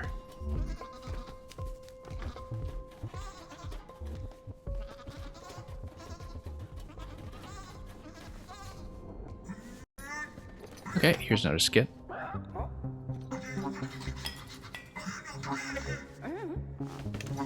Handyman's going to fix the bulb and he's going to try to make the plants grow. Well, what a surprise.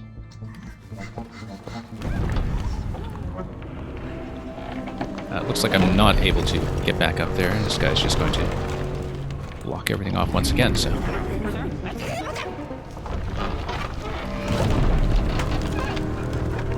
well, we're seeing that he actually has 6 eyes, not 3. I only saw the right side of his face earlier.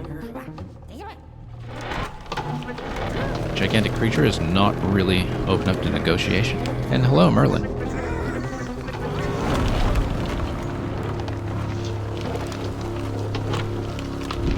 You seem to have caught us at an exciting time.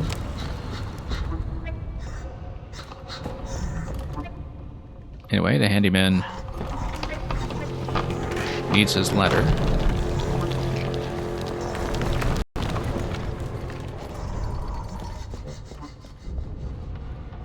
But yeah, this is just going to continue causing some difficulties for the structure.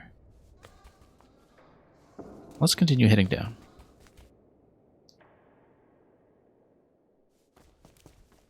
Okay, so we have another goat here. If I drop down towards it, it's going to be pressed over to the left side. Nothing I can do here. It's going to reveal the puzzle. And the dog is able to power the lamp. Or power something else, perhaps, depending on how that is connected. No, it is a lamp. It's a big lamp in the central section. I think the idea, then, is that I will need to position myself relative to the goat, such that I can trap it and turn it into a chair. Now, let's figure out what the objective is first. The objective is going to be that set of stairs that's at the very bottom. If I turn on the lamp, it's able to shine through the grate, and if it shines through the grate, then it's able to trap the goat that is at the very bottom. So the idea is to do this, that I chase this goat down to the lower level, and then eventually I get in position to activate the lamp down below. Now, here's the thing. I've never seen the hounds interact with the goats. I wonder if the hounds actually try to chase the goat, such that if the goat is in a position here, I wonder if it will remain in a chasing state. So, Merlin, you've been pretty busy with your level building. Yeah, thank you very much. We'll hopefully get to play that soon enough, but do take your time. And you're saying that it's going to be an open world puzzle with rhymes in the comments. Interesting. Really looking forward to it. You've always got some pretty interesting concepts.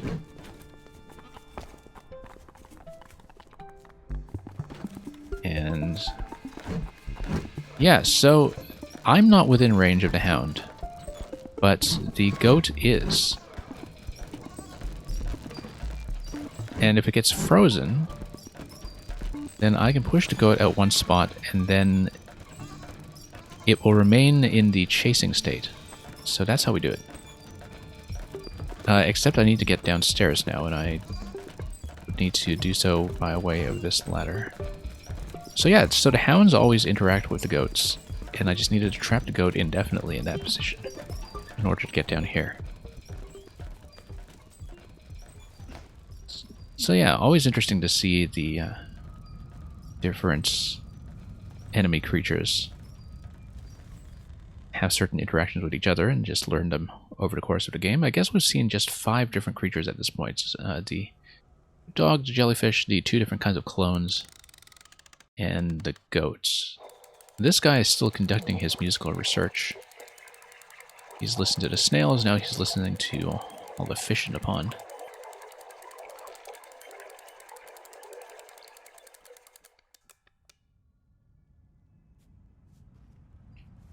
Looks like this is a whole underground society of bird musicians.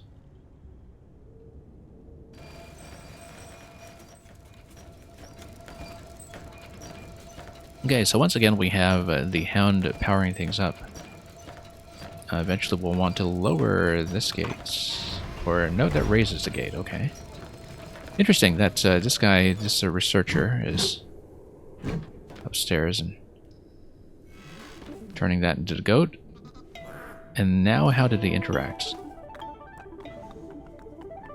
Okay, this is going to be another cutscene sequence where I think I want the hound to feel a sense of threat, because then he's going to turn the wheel. That's going to lower the book. Is it going to lower the book? No, it just ends up flying totally elsewhere. Okay, he's going to get the book. He's totally going to lose it in some embarrassing fashion. This isn't even the one who was looking for the book, was he? Or, well, anyway, he's going to salute me. He's going to go upstairs and... Okay, so we actually advanced the plot.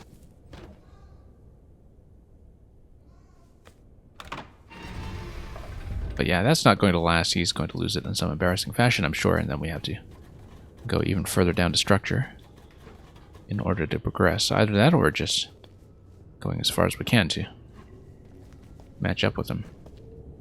So interesting. These are like designs for the dog transformer cabinets. So I guess they were intelligently built. For some reason, if you needed a combination cabinet and guard dog, or a combination chair and goat for that matter. Anyway, no way to go but to proceed according to this puzzle. We can shine a light here eventually when the goat is on that patch. So the hound is going to... So look at the priority system here. The hound stays on its initial location on the mat. The goat wants to return to the grass. But so they have a stalemate here where the goat is scared off by the hound. The hound has its attention drawn by the goat. And the fact that the patch of grass is here as the goat's natural gravitation point is what is causing that issue. So let's see what happens when I chase things around. If you chase this goat, it's going to go up the wall. If it goes up the wall, let's see, it's going to gravitate over to this patch over here, and then we can transform it into a chair. Now, why would I want to do that when Yeah, because if I trap it, then as a chair, I'm able to go around it and chase it from the left side. If I chase it from the left side, it's going to be able to hit that panel here on the left, which blocks the hound and allows the goat to return. If it allows the goat to return and get onto the grass, well, we'll see what happens when we do that. I don't know if putting the goat right beside the hound is going to make them fight or do something else, but we'll do each of these interactions in sequence first. We'll drive this up the wall. We'll turn on the lights, walk around, give it a push. The goat is going to be scared off onto that switch on the left side. And then now I need to get on that panel on the left side in order to shine that light. Ah, yeah, because here's the problem with the hound, is that right now it's... Oh, it's not blocking the light, actually. The light is going just fine. Oh, he's going to chase. That's what's going to happen. Because now the goat was close enough to activate the hound's chasing animation. And then now we can transform that goat into a chair. And if we do so, well, does that give me enough room to go all the way up? Well, I guess we'll find out.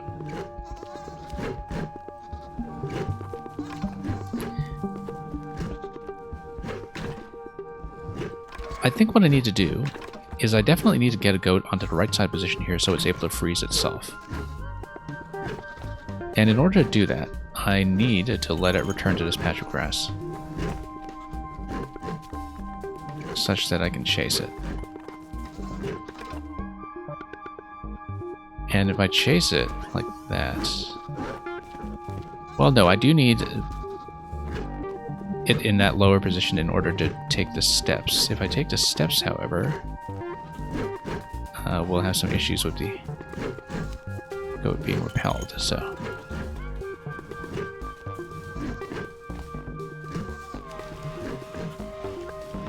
Oh, whoops. Accidentally got mauled by this guy just by running on top of him. I just need to push him first and then let him run before I try to get too close. That's the first time I've actually died to a goat, given that typically they try to run away from you. So yeah, same kind of interaction as before. We'll try to run this guy upstairs. We'll freeze him. We'll run him over to the switch on the right side, and then we'll start to reposition everything else.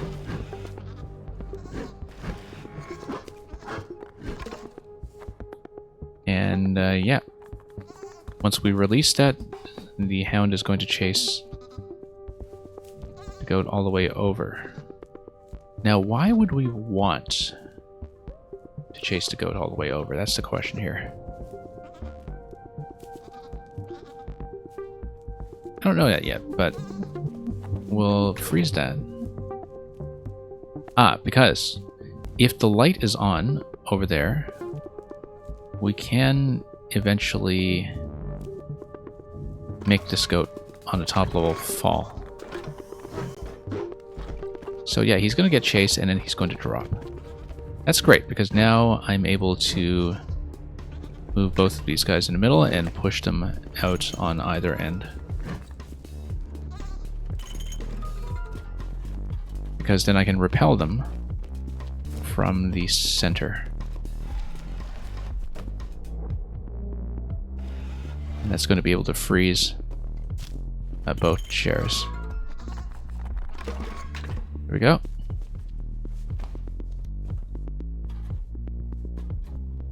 And then we'll head on up. Okay, here's another automaton for me to play with. Let's wind up the clock and see. It's a fishing game. Looks like I need to twirl the bait and lower it.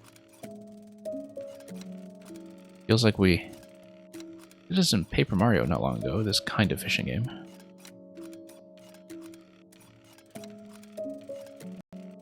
If you're going to put video games in a game, I suppose a fishing game where it's just going to come eventually. The button does tell you where to go, though.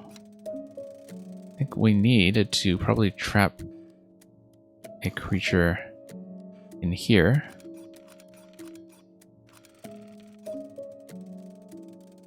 Now, how do I do that?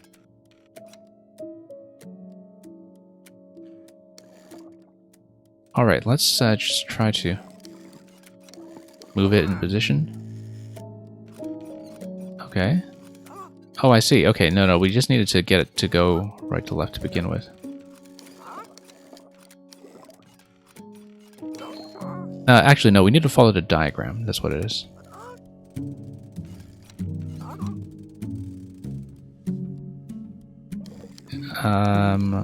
Do I go left or right? I'm just trying to understand the diagram here. Okay, no, either way was fine, in fact. So, just need to probably dive up towards it.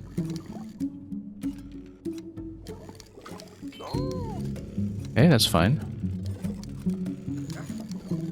And then now we jump from one to the other. Just need to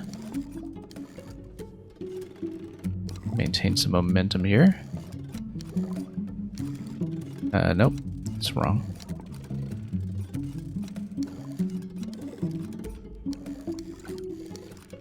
Okay, not quite.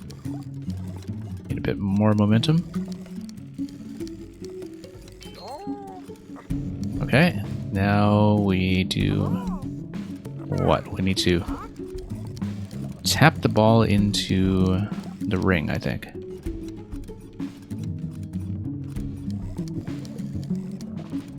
Let's go down. Do some tricks here.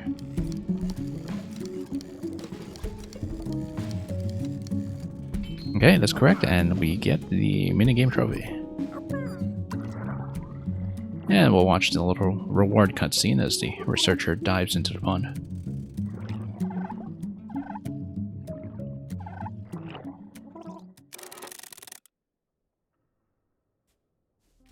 Okay, next puzzle.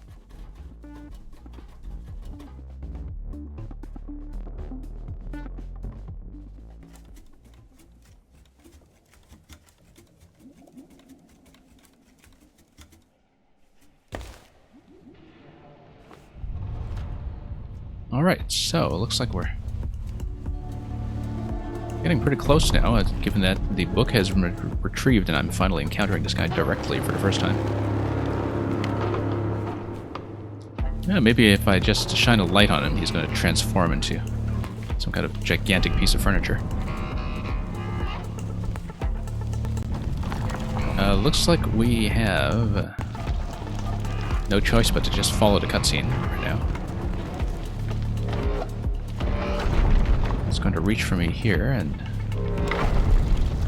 I can't actually interact with anything yet, so we'll just watch this as objects fall on him from above. Why, thank you, handyman.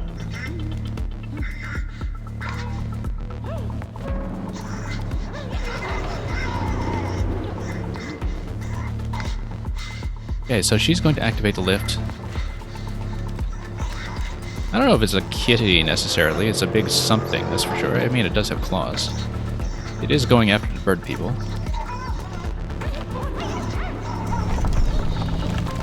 I sort of assume that the handyman there is a bird person in spite of his costume being quite different. Now let's see how he's going to do here.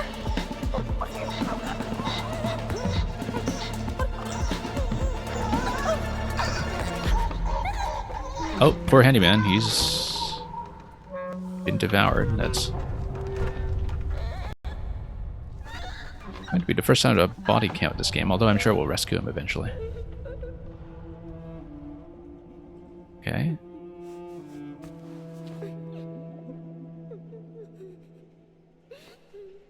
Well, let's console the handyman's companion. I guess it does kind of have cat ears. It just has an abnormal number of eyes for a big kitty, but stranger things have happened. Can I activate the lift? No, that's just a call button.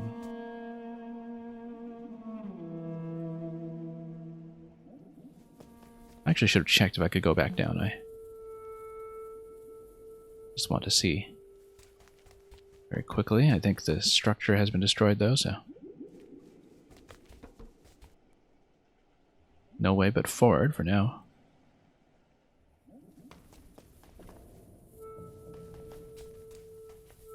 Okay, looks like we have a botanical garden here. All the lamps are off, and so the plants are not really exhibiting much growth or bloom.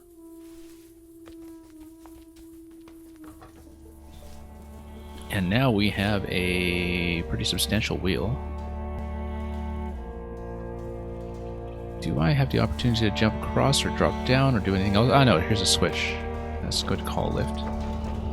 Notice the ladder that is at the bottom of the structure. It does kind of imply that maybe we'll be able to ascend into it, or maybe that's just part of the structure in a non-interactable way, though. We'll see soon enough. This thing's been ripped right open, though. This place is going to take a ton of repair, and without the handyman around to do it, that's not going to come so easily. So here are some more schematics that we can see on the wall. And, oh, okay, so the schematics for the big kitty. So I see what's happening now. The big kitty is actually a power generator in the way that the hounds were being used in the smaller wheels earlier, and it seemed to have broken free of its generation station. And I think that's what's happening here, that it was artificially built to just power this entire complex. I just want to take a snap of its design.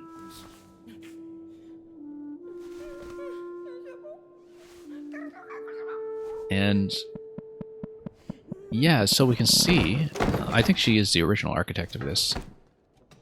She's going to smash up the design.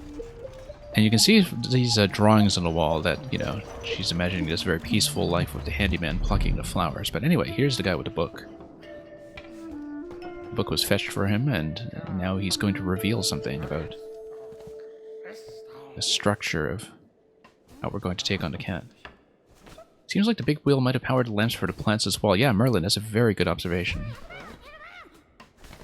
I didn't think about that, but this is a very thoroughly developed structure here. So she's going to say that maybe we get a diamond in a box or something and it'll work as bait.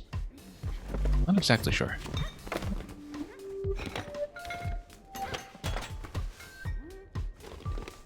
Anyway, Mad Scientist here is just going to build and build and create what? Okay, going to create... This is supposed to be a lantern, I think. And we need this crystal that's going to light up the lantern.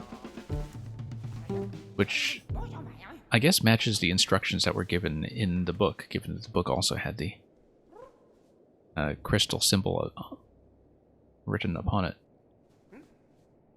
Okay, so I can move around here, I can talk to them, I can probably send her up the lift eventually, but I don't want to do that until I've had a chance to look around the lab here. In case there are some paintings or something else I can interact with. Tool cabinets. No, I guess we're going up.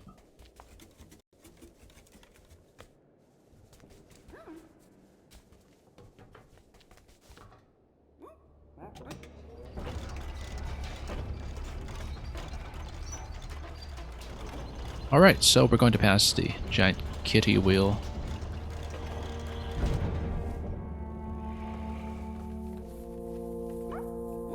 So yeah, never a good sign when your power source escapes. And yeah, you can see from all the connection points, as Merlin was saying, that seems like the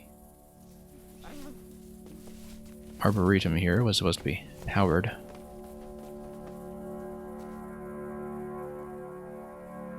But anyway, let's continue.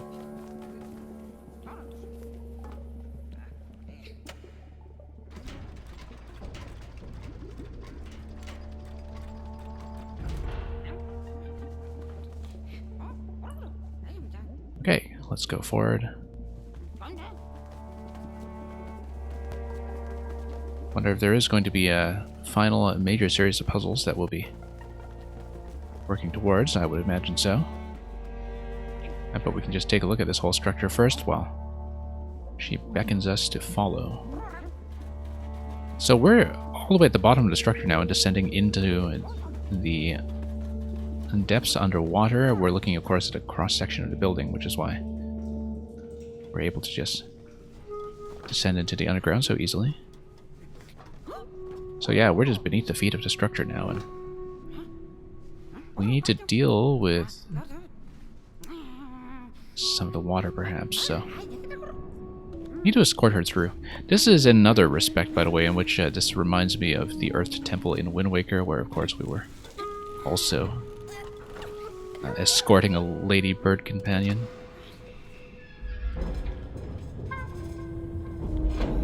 Lady and bird as two words, not to be confused with lady bird as an insect.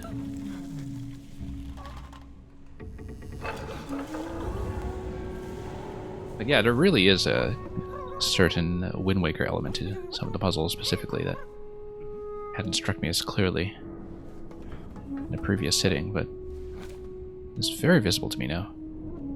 So the switch to the left is going to power something. Well, it was just what she flipped for the door. We cannot traverse over water, of course. We'll need to do something to form some drainage, perhaps. Don't really have an idea of how far the bottom level is going to go. Let's reveal a painting first, though. And yeah, this is back to the cooperation between man and bird, and this is actually just demonstrating the game earlier, in fact, where he's doing his research and making sea creatures jump through all these hoops.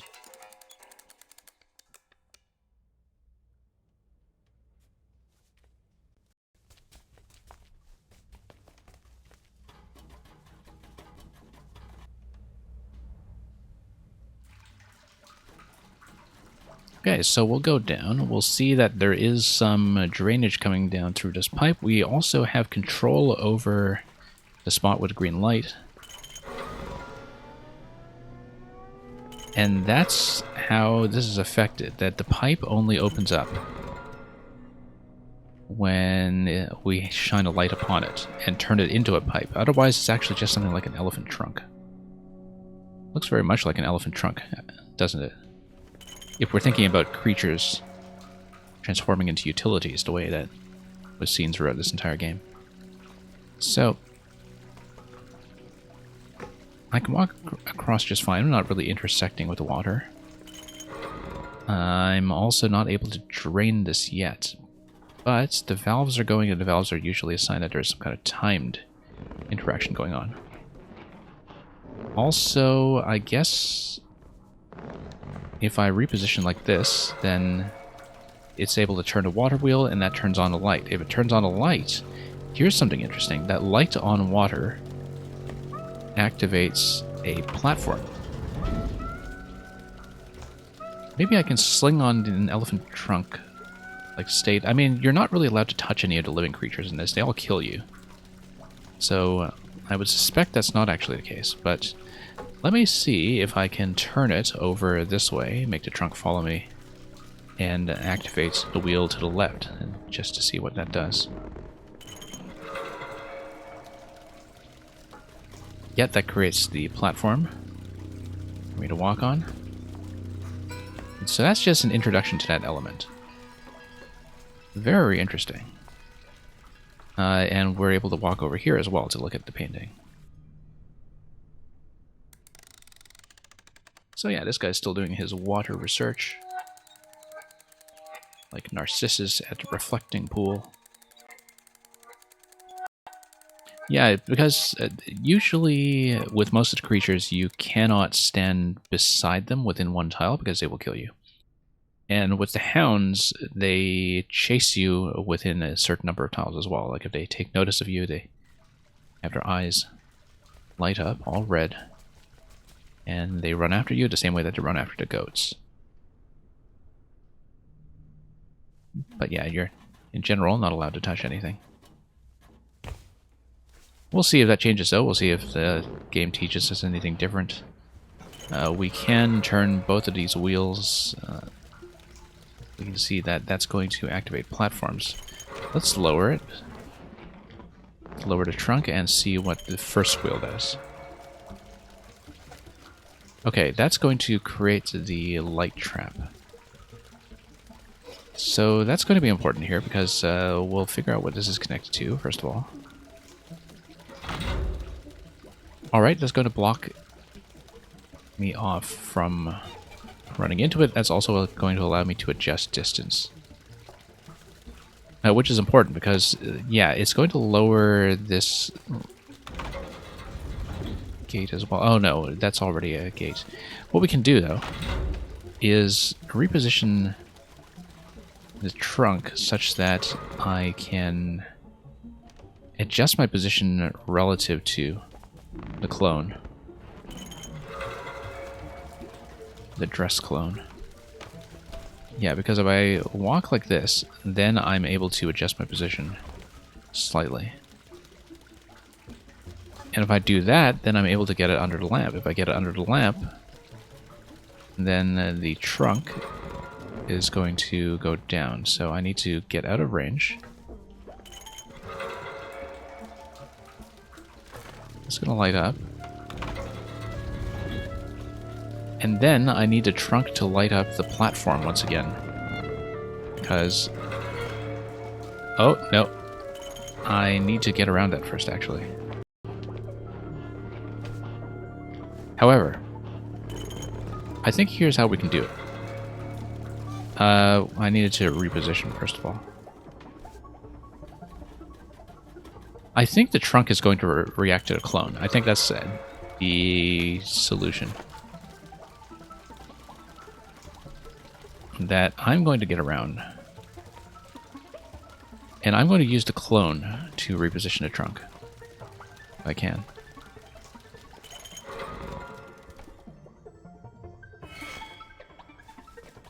So the way I can do it is like this, where if I get the trunk to turn on the light, then I can reposition the clone by a few additional spots. And walk it over eventually. Yeah, I want to walk the clone over to the left side, I think. And the way I can do it is by going all the way over like this. Yep, it totally does react. And then we have access to the platform.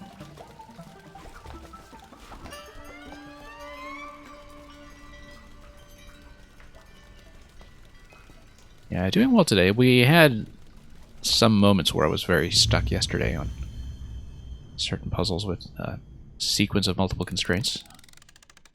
Today, things have been going very smoothly in terms of just applying each new mechanic very quickly.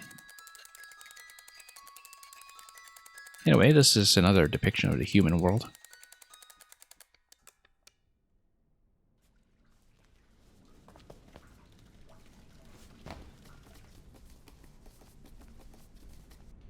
Alright, let's keep going down. So we'll have another elephant trunk puzzle here.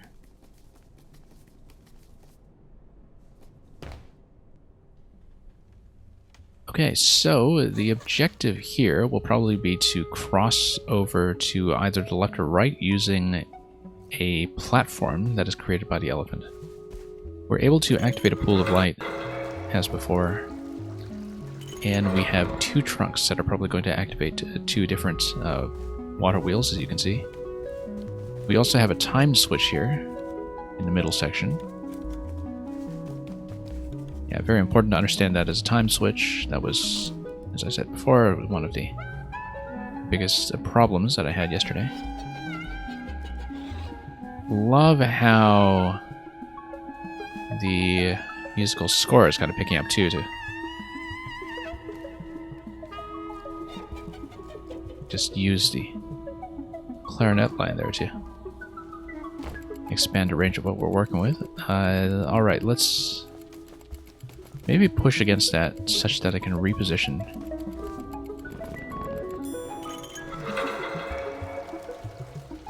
So that's going to allow me to move over here. The main benefit of that is just that the further I go, the further I can reposition the clone. Now, let me see what's going on once again with the pool of light over here. Yeah, that just allows me to stop it. Oh, no, the pool of light actually allows me to cross the second platform. And that's really quite important because currently I don't see a way to... I think I'll just need to kind of run across on a timed basis once we get the third trunk in position. This is important though, because if I get this platform in position, I'm able to go all the way to the right and then reposition the current clone all the way over. Except I need to let her walk over first. Shut this off. Here's the other problem, that I need to do that while activating both.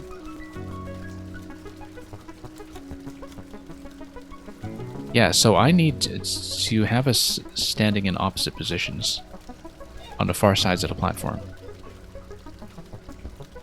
And I would have been able to do that if I just changed my movement pattern slightly from how I was doing things just now.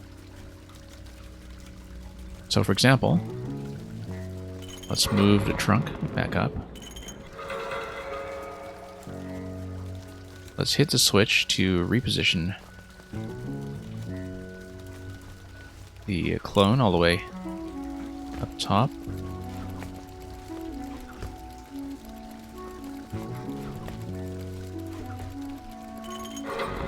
And, okay, no, I needed to get the time switch. Let's do this again. I need to let the time switch expire so I can stand on the left position while the clone is standing on the right position. So yeah, I needed to let it expire before walking all the way over. I could do that by standing on the left side platform and just waiting on it, since the left side platform is going to stay. We let the time switch expire, then we walk that over, and then we're able to activate both platforms. Once I get upstairs and push like this.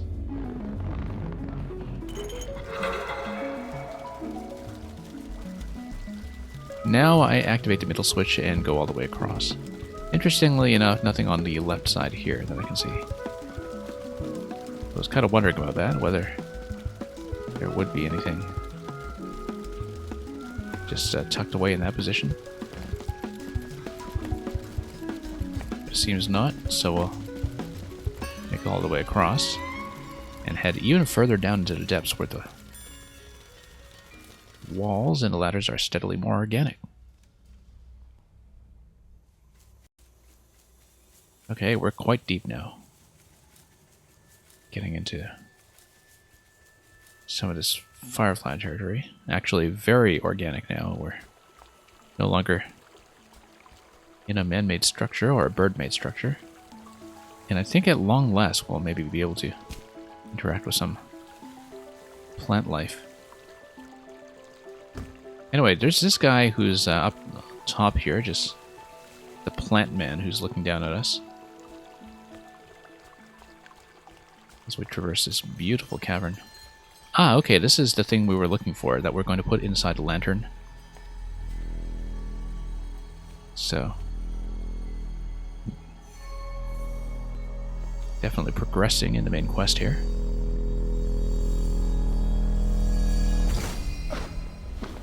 And I'm going to be repelled by that. That's interesting.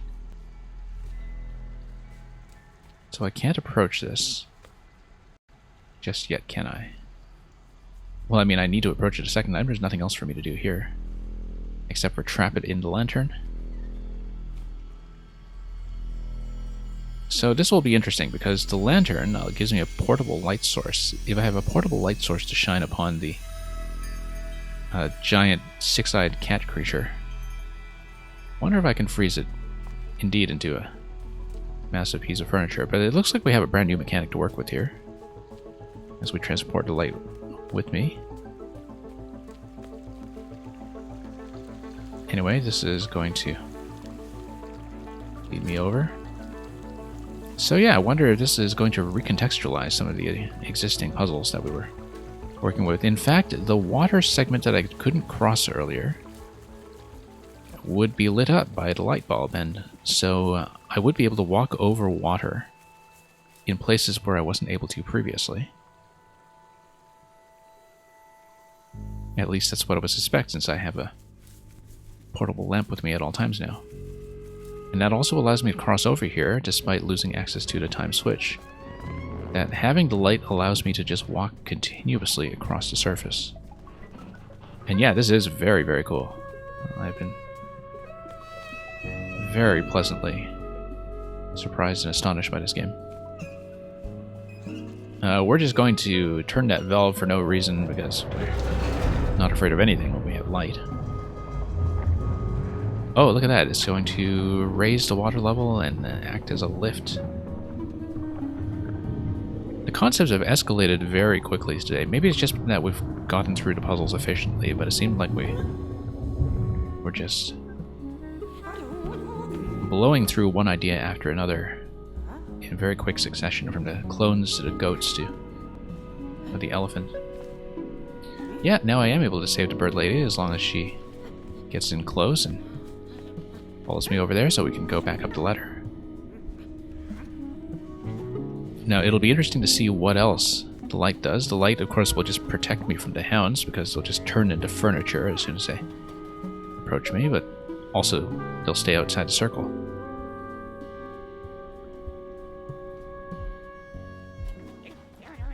So yeah, back up through all the sea creatures here, and we'll see how exactly the lamp that we've retrieved is going to help me. I really do love this overall quest structure of chasing the book and then chasing the object described by the book, and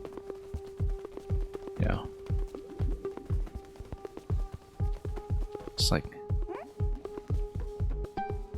fetching the Isle of Galadriel. The light when all other lights go out, because the cat generator has malfunctioned. Ah, okay, secret panel. Interesting. Secret panel is going to give us a lift that goes all the way back upstairs, by the looks of it. So yeah, let's backtrack through most of this building where we've left the furniture in various states. Yeah, because we've been following along with a lot of these elevator shafts all this time. Look at that, the hound is still chasing that poor goat that's trapped by the lamp.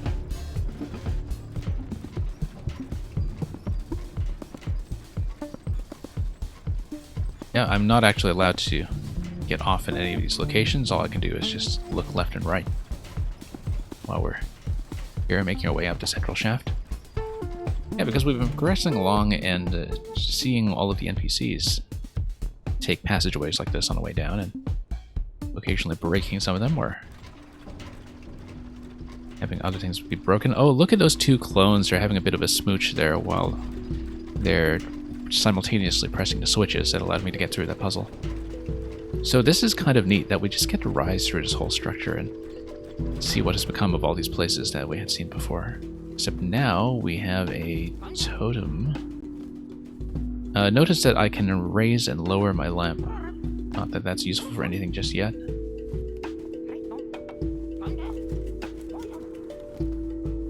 Anyway, we'll just follow her all the way up.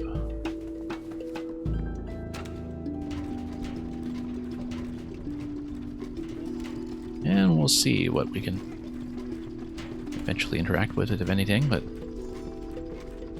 for a side-scrolling game, there is this gigantic implied three-dimensional structure to all of this. Like, yeah, all the puzzles have a pretty deterministic solution to them. Not many alternate paths that I can see, so we're just going to see the end state of how we left everything on our way up.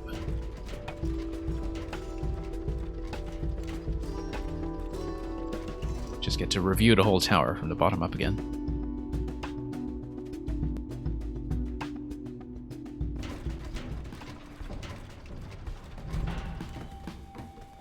Okay. Now let's move on up.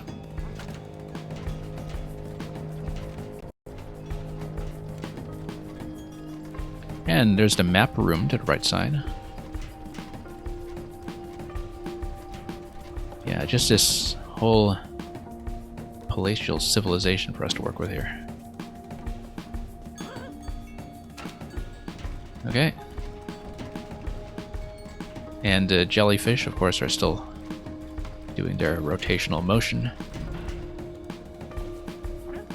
And these are some parts of the library that we hadn't seen earlier, and we're going to be shown a new secret passage that hadn't previously opened up. I'm just going to look around here to see if we can take a peek at everything else that's going on.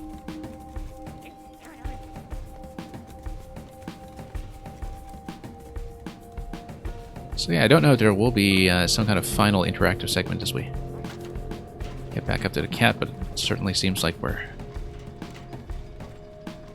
in ending or near ending cutscene territory as we approach it. We'll have to deal with the cat somehow, though. I just don't know whether I'll have any control over the outcome. Well, I mean, all the outcomes are determined, but I mean control over how it gets done.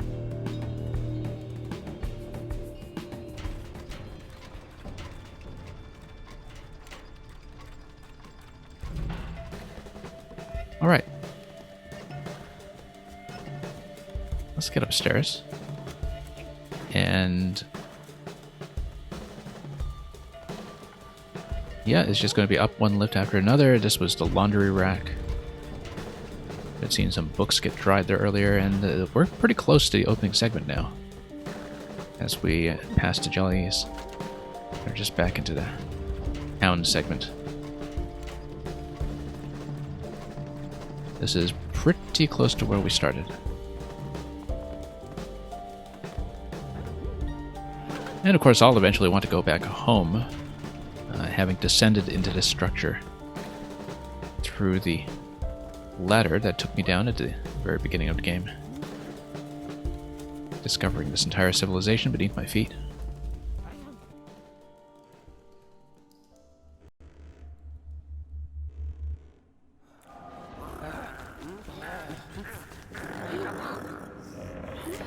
Okay, so this guy's still trying to play aggressively with his kind of combination crossbow slingshot.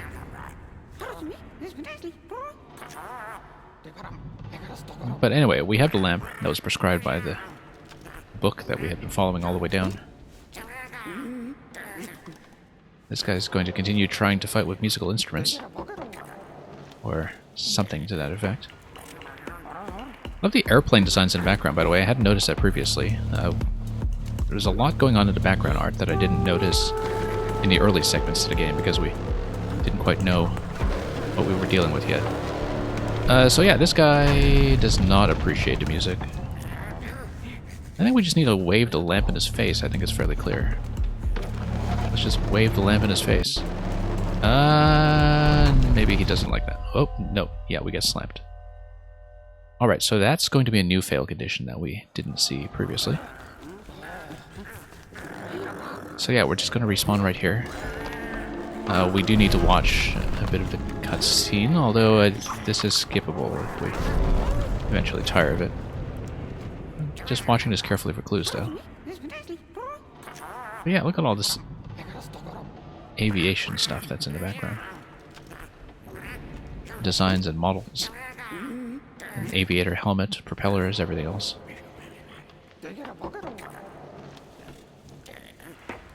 Yeah. A lot of these rooms are just absolutely sumptuous in terms of how much is being told in the artwork, and I feel like in the course of solving the puzzles we didn't draw enough attention to some of that. So, alright, let's just watch this interaction quickly. He's going to slap that down. I think I just need to go down the stairs very quickly before we get slammed. and just follow him down. I can't go right. The guy to the right is blocking me.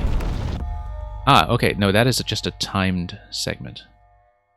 So I didn't go anywhere there. Let's just... See, this is not skippable. I feel like this is probably going to be something like a final boss segment at this point. But... Yeah, this is going to be a timed escape, actually, by the looks of it. I wasn't quite expecting that, given that most things in this game just are on loops that might have time-sensitive elements, like the dogs chasing you or Jelly's getting into position, but in general, you get plenty of time to think. Here, though, I think we just need to follow the path down as quickly as we can. And so, yeah, here's attempt number 3 on this. Let's just head down the steps, follow our companion before this guy winds up and starts slapping everything. So, yeah, he's going to point down, and let's follow him down.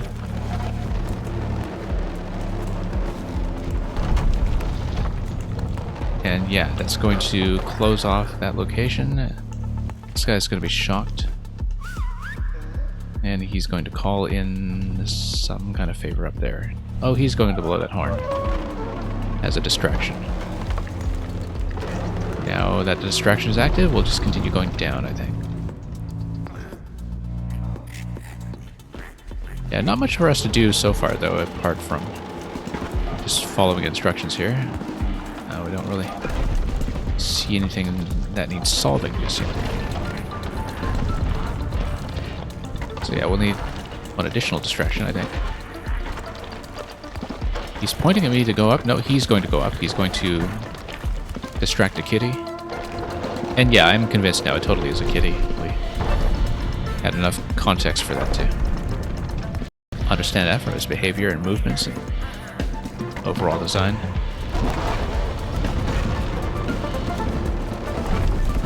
And yeah, we get a chance to go through here quickly as the music escalates. Do I get to drop on top of this guy? Maybe I do. I know, I'm going to blow the instrument. Okay, I don't have control over this.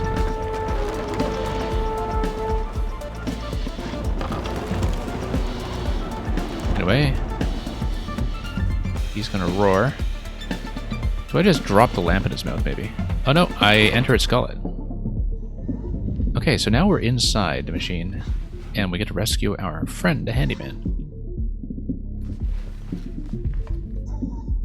Yeah, he doesn't know what to do with this.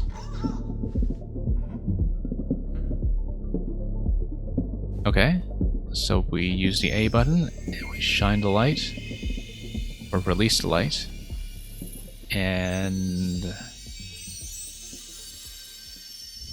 it's going to reconfigure this whole thing, probably just reboot this system. And blow it up from the inside, so never mind. Look at all this furniture here. Because the light is shining everywhere, and so all the creatures are once again transformed into cabinets.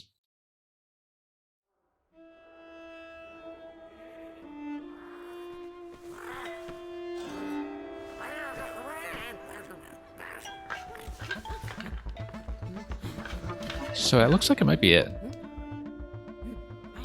I was hoping for a more interactive finale, to be honest. I guess the water puzzles were meant to be the last major insight that you have, but we didn't seem to get a lot of time with that mechanic relative to the other ones. It may just be because I solved it quickly, though. So we'll see if this is GG. I think it looks like it may be.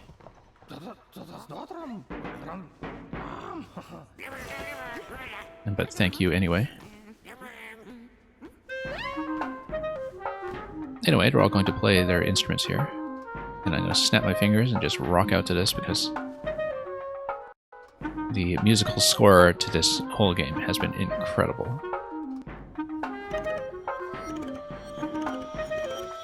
And look at that. Yeah, we're all going to rock out now, and all the furniture has transformed back into living creatures, including the elephant trunks that are just sticking out in the middle of nowhere. I mean, it doesn't solve the problem of what to do with the power source for that giant wheel. I think. So it's telling me that I can actually interact with a few things here. And I guess I'll be sent off back home. No, I can just face these guys again and just rock out a little more. That's what we'll do. I guess eventually, though, we will have to go home. So yeah, gonna wave goodbye. And let's go back upstairs into our hut. Don't get to go back down, unfortunately, to see if the furniture is still out to kill me, even after all this. So yeah, this was the introductory section. I really do love how we get the backtracks for some of this, of course. Even though we don't really have much more to solve. So I guess the handyman has just repaired the entrance back to my own home, because everything up there just kind of collapsed on our way down the ladder. So yeah, he's telling me, okay, everything's fixed up, let's just go back home. Can I just stay down here and do more stuff? I really do want to see. Looks like all the mechanisms are down, though, especially with all the hounds out of the way, so nowhere to go but upstairs.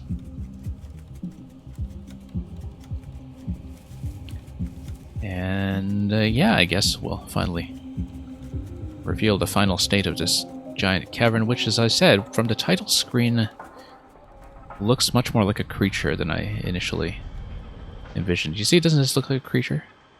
Totally does. And as you can see, well, we don't really get a good view of where it has been ripped into shreds, but you can see the cable car, actually, going down near its knee. It's, for some reason, really reminiscent of Xenoblade Chronicles for me, where you're traversing terrain that is this giant creature the whole time. But yeah, definitely the cable car in the bottom sticks out to me. I'm just looking at this in general, like the little bird head segment that's on the right side. Just a really gorgeous environment overall. Yeah, momentarily saying I think you came in right at the end. We did get rid of the creature that had been all catty to us the whole time. And yeah, today's session, I think, puzzle-wise, went really smoothly. Didn't really feel stuck on anything. Yesterday, though, I was just extremely tired. So yeah, we have a ladder that finally gets me back home. So really, no real issues, except, of course, the flashlight is no longer working. Yeah, I guess, momentarily saying, in a manner of speaking, you didn't get to see all the late-game puzzles spoiled for yourself. Also means you only get to see the cutscenes, though. Because I'd say for the past 10 minutes or so, this has just been pure cutscene. We haven't done anything since the last water puzzle, which was really not that complicated. The puzzle I was stuck on yesterday, well, kind of by circular reasoning, definitely felt like the hardest. The one with the 4 dogs that you needed to position with a timed switch. Look at the Rubik's Cube that's on my desk. Anyway, let's just watch the credits and reflect on this experience.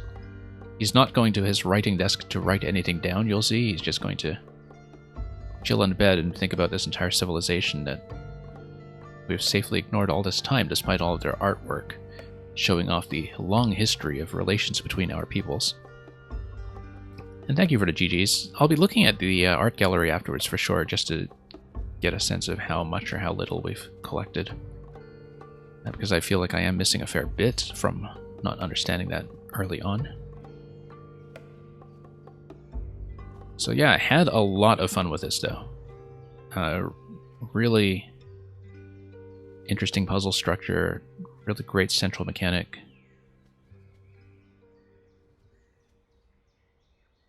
In general, I've always liked the games that I've played from this studio. They have been, in the past, point-and-click adventures, and they have a new game coming out on Switch later this year called Happy Game, which is apparently in the horror genre. By the looks of it, they just showed off the trailers of that not long ago, I think. So maybe we'll be looking at that when it comes out or when it eventually goes on sale. So if we look at load scene, you can see that you can see our entire passage through this whole game. I just want to go through this in order just to kind of trace through this. And then we'll look at a painting gallery, and then after that we'll probably call it a stream. So, you know, we start in our writing room at the beginning, and we just kind of loop through the dog puzzles on the head, and then the jelly puzzles in this segment with the map room and everything. And down to Birdhead we go. Yeah, just some of these beautiful environments. This is the organ that we didn't actually get to see played. The clock room, this was the one that was the puzzle that I found most challenging.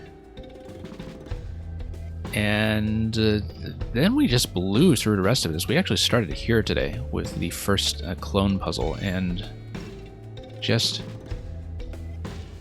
absolutely wrecked it from here. Which was great, because it was just one solid concept after another. Anyway, in terms of the art gallery, this is what we managed to collect. I'm missing a few things, as you can see. I think I did manage to complete all of the automata that were the games within the game that we discovered. I think that's probably what's denoted by the gold trophies on top here. But yeah, as you can see, we're missing a few pieces. And early on, especially, when I didn't know that I was supposed to be exploring for some of this stuff, I think they might be divided by zone, but I'm not entirely clear. So when I'm looking to backtrack, we'll at least know the paintings in sequence that we looked at. So if I look over my own video, I'd be able to place where I should be searching for certain things and which chapters I should be looking at. But yeah, that's definitely getting into some of the late game territory for sure. It might be divided by zone. I'm actually not clear on this at all. If it's by row, perhaps.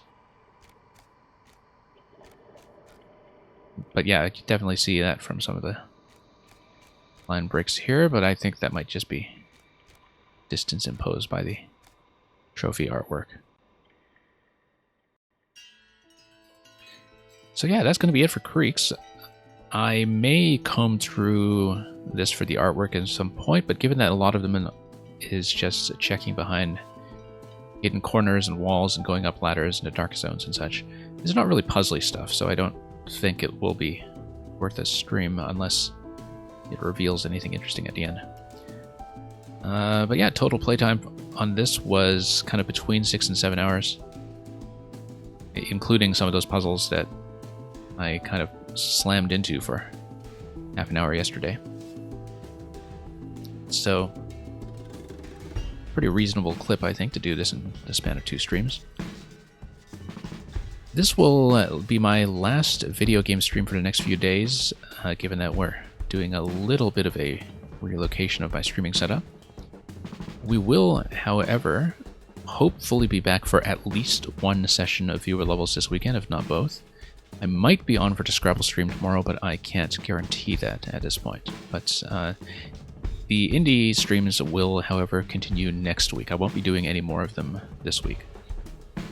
In terms of what's coming up with the remaining lineup, well, some of you have been following along the whole time, but we have finished Carto, Grease, and Creaks.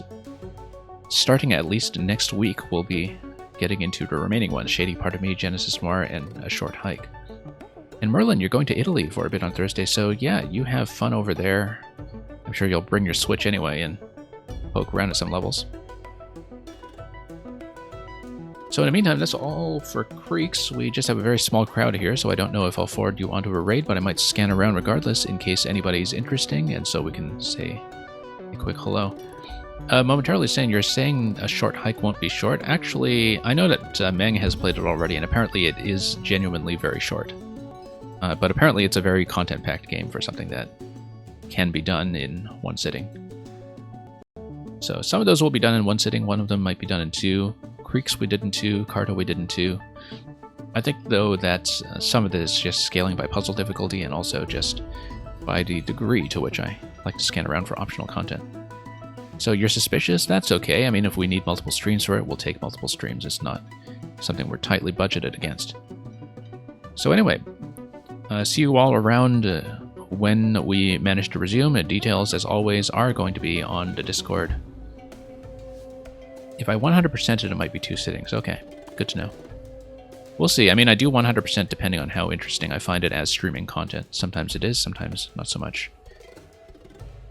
We might go back to something like Grease for 100%, but we'll see when the time comes. So, I'm just going to scan around to see if we can forward you to anyone interesting. In the meantime, thank you so much for joining me for this excellent game, which I think doesn't really get shown off on Twitch very much from what I've been seeing from its relatively low streaming numbers. I'll be looking around, we'll pass you on, and other than that, just have a good night, or morning, or everything else as usual, and fare thee well.